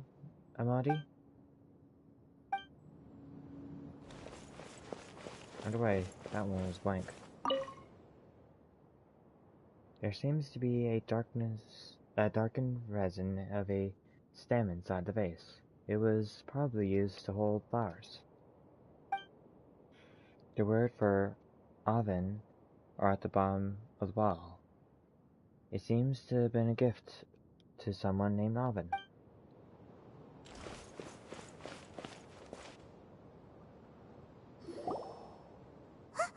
Look! There's someone over there! We need to be careful. Good idea. Let's approach him slowly without alarming him.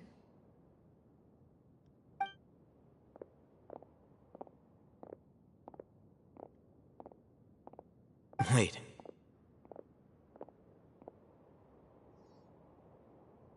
You're... Is it the villager? He can't speak, and his eyes are unfocused. But he looks too young to be anyone's grandfather. Also, why is he the only one here? Didn't expect to see him here. You know him? He's Razak, a senior of mine at the Academia.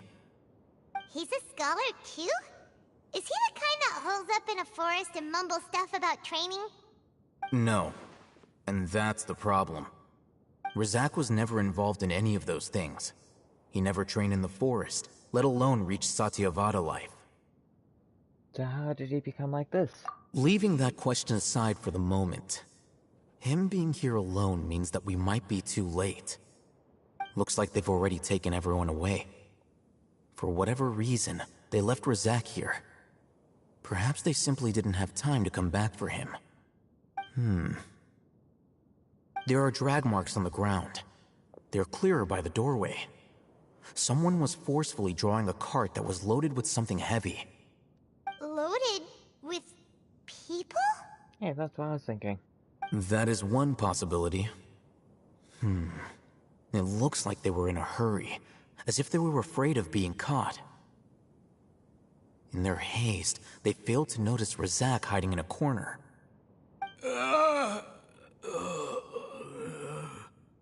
The symptoms are identical. Looks like we found living proof. Huh? Why do you say that? Allow me to jog your memory.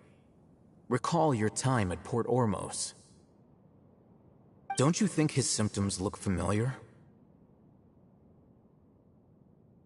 Yeah, looks kind of like the, I can't remember what it's called. Yeah, that. Oh, did they force him? A Ermite guy who went mad? So did they force him to read one of the great capsules, or divine capsules? Oh, now that you mention it, they're acting the same way. Correct. The Academia is behind all of this. It isn't difficult to deduce their rationale. First, the Academia spread a false rumor of the Scarlet King's resurrection, emphasizing the role of the Village Keepers, the mad scholars who were exiled to Aru Village. Poof. These rumors were all the persuasion that the Radicals needed, and those based in Aru Village leapt into action. Unbeknownst to them, of course, through rounding up the scholars, they were actually helping the Academia. As well as being able to exploit the Radicals for their own ends, this scheme has one further advantage to the Academia. All the risks and responsibilities are offloaded onto the Scarlet King's followers. Life for the Desert Dwellers has been brutal ever since the Scarlet King's death all those years ago. Beneath the surface, feelings of desperation are widespread. Many would give everything they have for the prospect of something better. Anyone looking to exploit that for their own ends simply needs to make a few empty promises. Even if complications arise, people will see that those involved are all followers of the Scarlet King and look for no further explanation than differences of belief.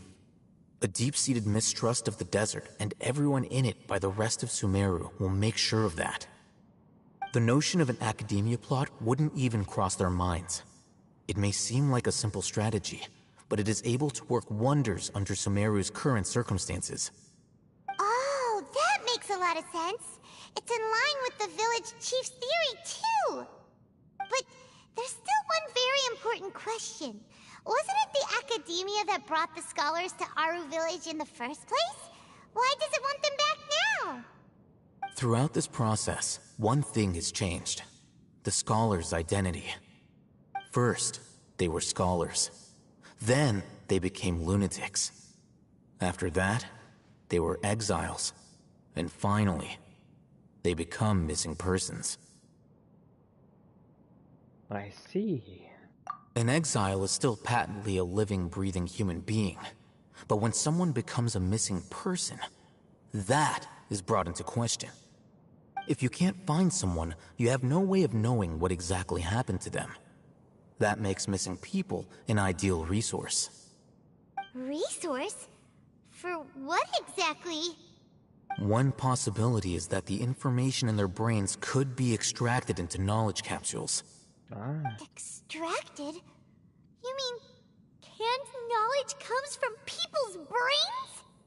With the technology of the Sumeru Academia, it's entirely possible. Perhaps the process caused them great suffering, which is why they cry out in the dead of night when no one is watching them.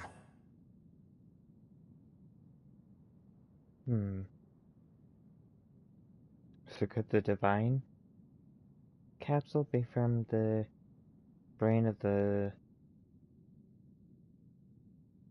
king god? I can't remember his name. So, the human brain... Nope, nah, Paimon doesn't want to think about this. How did you learn of this technology? I'm the Academia scribe, after all. I'm familiar with their projects. Anyway, judging by Razak's state, the contents of a divine knowledge capsule were extracted from his mind. But something went wrong in the process. Okay. Or perhaps his curiosity got the better of him, and he used such a capsule for himself. So was my idea. Paimon's a little confused. Can they just use anyone's brain? No, that can't be right. Most of the mad scholars had made contacts with the divine consciousness in the forest. That's what the Academia is after. It's also safe to assume that this knowledge has something to do with the Vitui, the Doctor, and also the Balladeer. They're using divine knowledge capsules to turn the Balladeer into a god. The look on your face tells me you've realized the answer. The Academy needs people who have been exposed to the divine consciousness. That's right. To some scholars, gaining knowledge about the gods is their entire life's pursuit. Extracting canned knowledge is just one of the extreme measures they turn to. However, I can't help but wonder, what do they seek to gain from divine knowledge? The Academia is going out of their way to look for forbidden knowledge, but what is their ultimate goal? I've spent quite some time trying to analyze the contents of the divine knowledge capsule, but to no avail.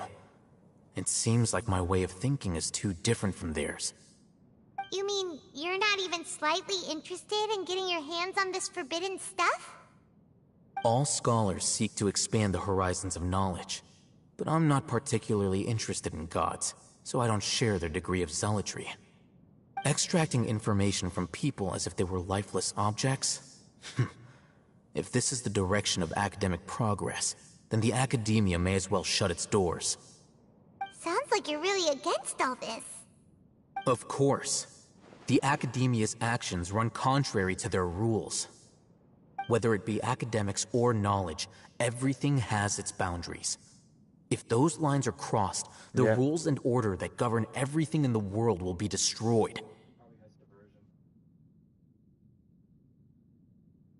Oh, yeah. This matter needs to be corrected, just like fixing a typo in a book. Wait, didn't you step in to help because you felt sympathy for those poor people? Not to be callous, but no. My criteria are a little more restrictive than that. There is no shortage of suffering in Sumeru, and the same can be said for the rest of Teyvat as well. What do you plan to do about that? Save every last person? Probably not. Paimon's not sure. Your motives are more specific and personal. You can say that. Simply put, I don't blindly place my faith into strength or heroism. I do what I want. The divine knowledge capsule is something I want to investigate in full. That doesn't mean I'm willing to take action for the sake of a few strangers. Though he rejects the notion of the greater moral responsibility, he justifies his actions because they are true to his personal motivations. Someone like him might actually make for a better ally. Paimon's been wanting to say this for a while. There are a lot of bad guys in the Academia, but you're not one of them. You're their weirdo. You're probably right. Though I must say, I quite enjoy this feeling of being the odd one out. Uniqueness is also an asset, is it not? Wow, that's a great way to think about it. Paimon's really impressed. If only Miss Shani had a similar mindset, her life would definitely be a lot easier. I'm just a more likable person than her in general.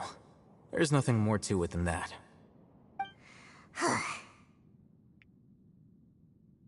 So, what do we do with him? He won't last long if we leave him here. Let's take him with us. We'll work out our next step after we return to Aru Village.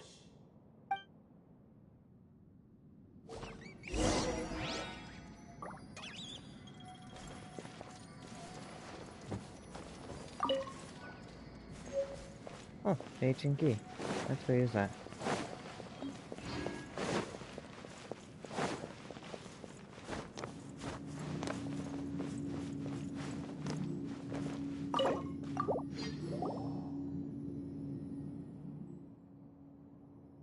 Paimon wonders what sort of treasure we'll find in here. The shelves are full of thin books. You browse through them and find that they seem to be hospital documents such as medical records or financial statements. You shut the door in disappointment. Paimon thought there would be some special treasure inside. Even the wooden barrels and crates we find in our adventures are better than this. At least those had cabbages or fowl inside. Huh? What's this? It looks like it fell out from over there. Let Paimon see. Maybe it'll lead us to treasure.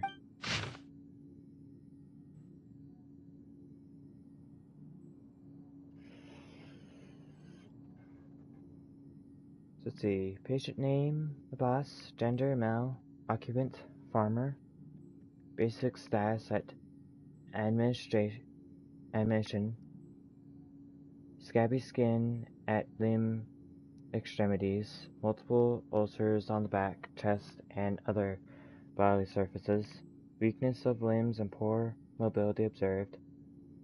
Mental facilities are coherent, though there are clear signs of fatigue, poor sleep quality, and poor appetite. Doctor in charge, Moldy. Week 1 of hospitalization. Left arm seems unstable and is in pain. Mental fatigues are coherent, though there are clear signs of fatigue, poor sleep quality, and poor appetite.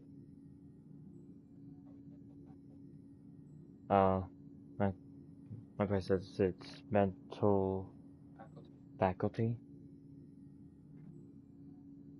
The scarabs are scaled-like and spread across the surface of the body. There is necrosis in multiple ulcers. The patient has fallen into a coma. Same doctor.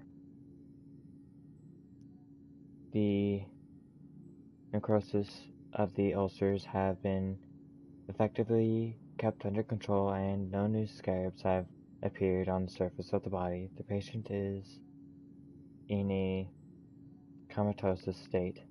Doctor in charge. State. Yeah, scab. Scabs, yeah.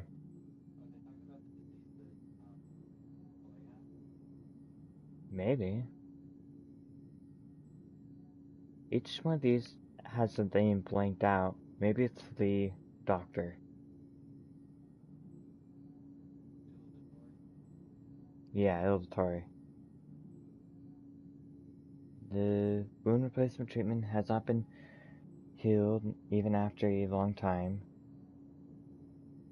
No new wounds, there is weakness in the limbs, and the patient cannot grasp items on their own.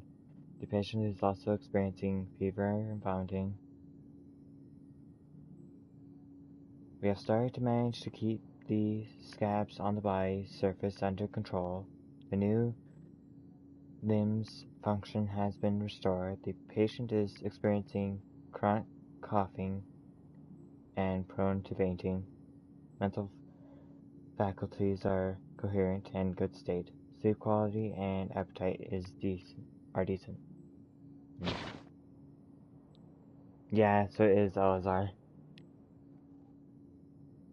Huh? Elazar is so scary. Huh? What does the other document say? Another document? Okay. A boss. He's a farmer. Status. After 20 weeks of treatment,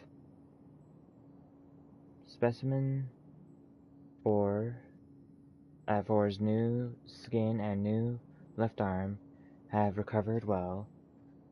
No changes in appetite or sleep, mental state. There has been multiple attempts to leave the area. God's voice guides me is cited as motivation, and the specimen is believed to have delusion tendencies. Additionally, the God's voice described in the confession is possibly related to resonant quake phenomenon present in the eternal topographic structure of the dunes. This should be investigated to rule out the ungovernable input interference, increase supervision. The second phase of probably Elzar trial is beginning to see its result. The next phase, objective specimen. Following extensive examination, sample 3 is the best material for third phase. Before the implementation of something's required, continuous vomiting and skin is a normal occurrence. Must prepare beforehand for specimen 4 to maintenance. Okay. Let's see. All specimens have one thing in common. Body element quantities were at abnormal high levels and were positively correlated with the severity of the disease. After the experiment, body elemental quantities were reduced. Samples self-reported a reduction in symptoms. It is responsible to hypothesis that there is causal relationship between elemental quantities and Elzar. More controlled trials should be conducted to exclude redundant variables.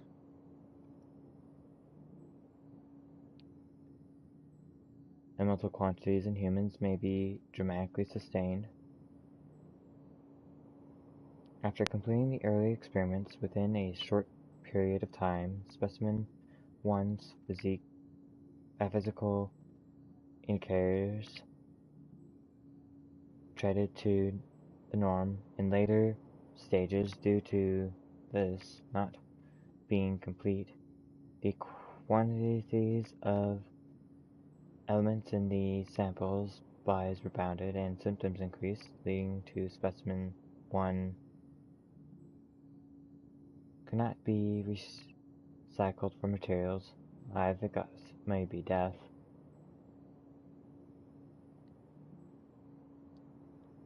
Preparations must be made for long-term trials. Cannot be stopped before specimen symptoms have stabilized due to nature of the trial. There must be a method to stabilize the sample's moods. Removal of may be attempted. Following the new method, the material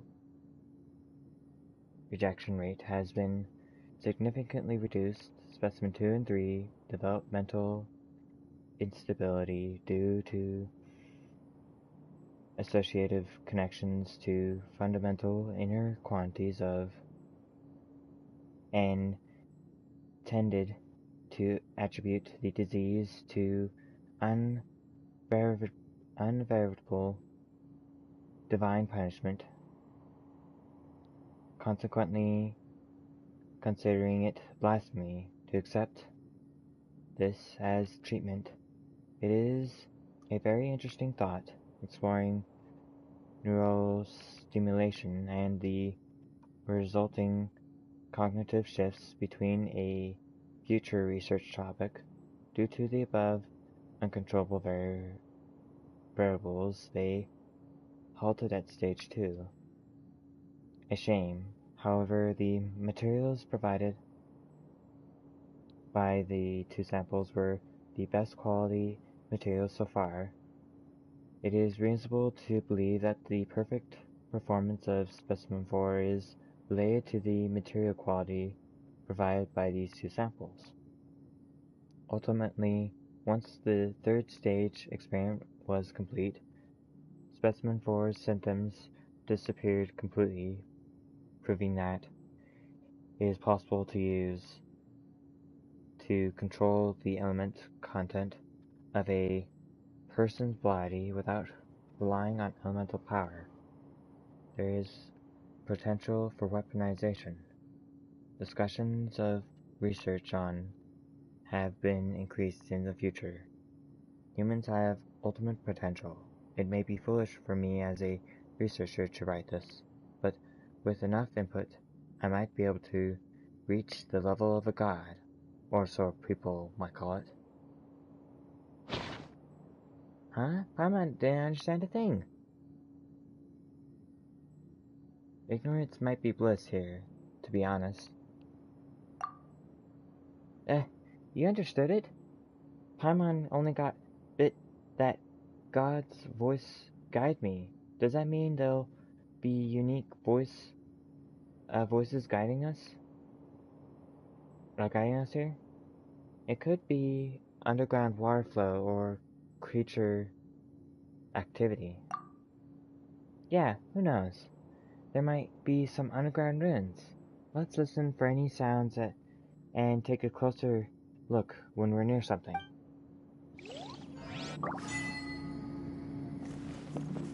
Before my time. Oh, cool. There was some prima gems.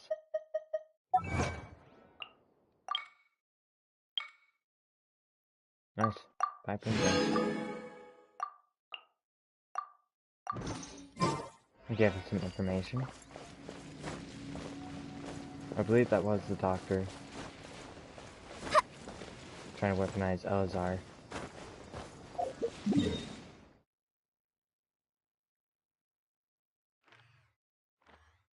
And we already know that Calais was experimented on. Might even be the same location. Anyways, let's continue on the quest a little more.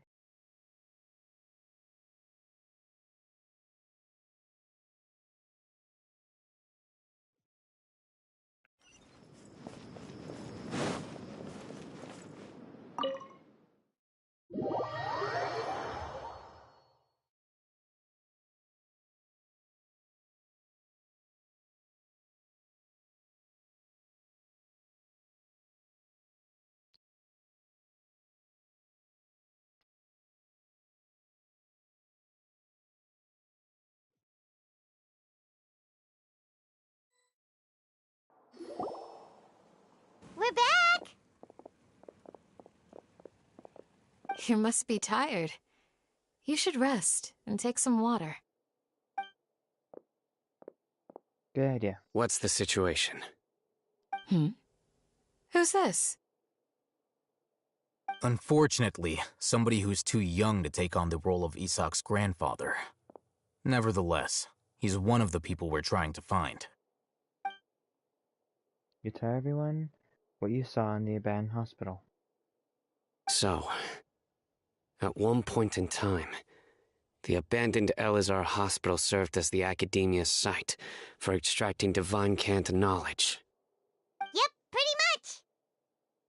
Their plan must have been implemented at some point before we arrived at Aru village, since divine cant knowledge has been in circulation for a while now. Yet, they fled once we were headed to the village, almost as if they knew we were on their trail. Why is that? Yeah, why is that? We may have a mole in our midst. Who, though? One of us could be secretly revealing our whereabouts to the academia. It's Paimon. No, I doubt it's Paimon. It could be, Can't remember the guy. He's Dendro, though. Huh? Are our friendships that shallow?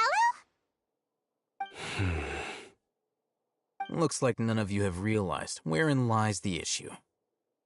Could be I'll hate them. Care to share your thoughts? Although I don't think it is. Sino, you're the reason why they can predict our movements. Wait, what's that supposed to mean?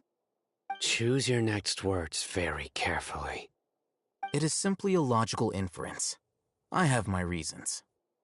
So what you're saying is, Sino's the mole. Interesting. And here I thought you were the most suspicious one, Alhaitham, since you were always acting alone. Yeah, that's a suspicious point.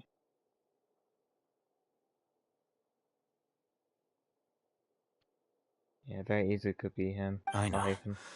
You have a point, but I realized something as we were returning from the hospital. Sino isn't like any of us. What are you trying to say? Do you still remember who you are, General Mahamatra? As a Matra, you are no doubt privy to certain kinds of information.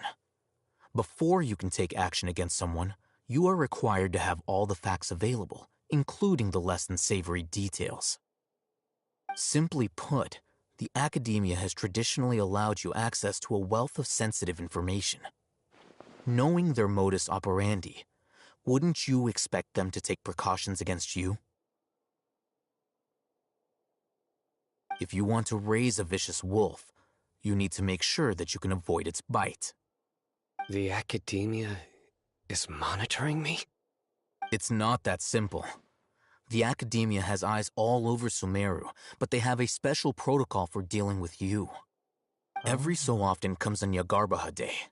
On this day, the academia enters new information into the Akasha through knowledge capsules. I remember seeing a thick notebook next to the control panel once. Its contents were all about the General Mahamatra, his activities throughout the day, preferred methods of enacting judgment, everything. You're saying that the academia entered my information into the Akasha too? But what's the point in doing that? My actions aren't important enough to be added into the Akasha. The Akasha is capable of computation. The Akasha's algorithms are entirely capable of predicting your movements using the data entered. When you would depart, the route you would follow, your destination. It knew all of this. It predicted my every move. The academia has been watching you longer than you think. So it wasn't just some person telling the academia, it's actually like spies or something like that. So that's how it is. Sino adheres to his principles so strongly that he's actually a thorn in their side. Tenacity of will and steadfast faith are worthless to the academia. They need scholars who are easily pliable and mindlessly go after anything they can profit from. Sino, don't take it to heart. This just proves how much of a trustworthy ally you are. They escaped because of me. Don't blame yourself. It's not like any of us would have known. Exactly. I have an idea. If they predicted my movements, then I might be able to guess where they went. Whoa, you bounced back fast. There is always an opportunity for safety after danger passes. Oh, so that's how it is! Paimon gets it now! If the academia is trying to avoid Sino, then the safest place would be... One step behind him? Yep, that's right! They'll want to proceed in the direction opposite of where I'm going. You're getting smarter, Paimon. I must go. There's also something I want to investigate. Let's go, guys! After him! Please, wait! I want to go too! You want to go too? If so, you have to promise you'll stay safe. I want to find Grandpa. I promise I'll be careful and not cause any trouble. Everyone, I leave him in your hands. Alright. Yay! Let's go! Remember to pack some food with you. Paimon feels like we're missing someone, though.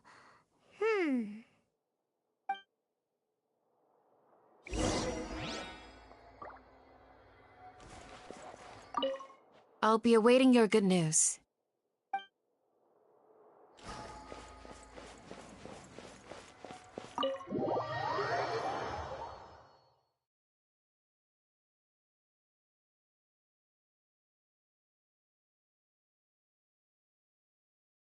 I don't think we're missing somebody.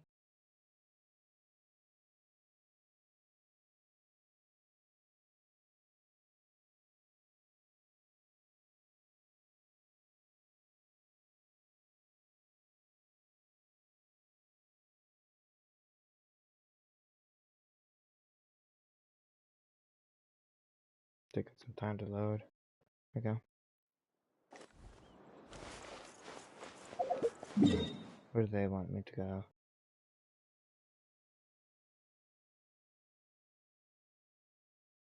Okay. Well, I think this is a pretty good place to stop. Thank you for watching. If you've been enjoying this, please leave a like and subscribe, leave a comment down below. Also, thank you to my patrons for supporting this channel. If you would like to support it, you can click the link down below. And thank you. And I will see you tomorrow.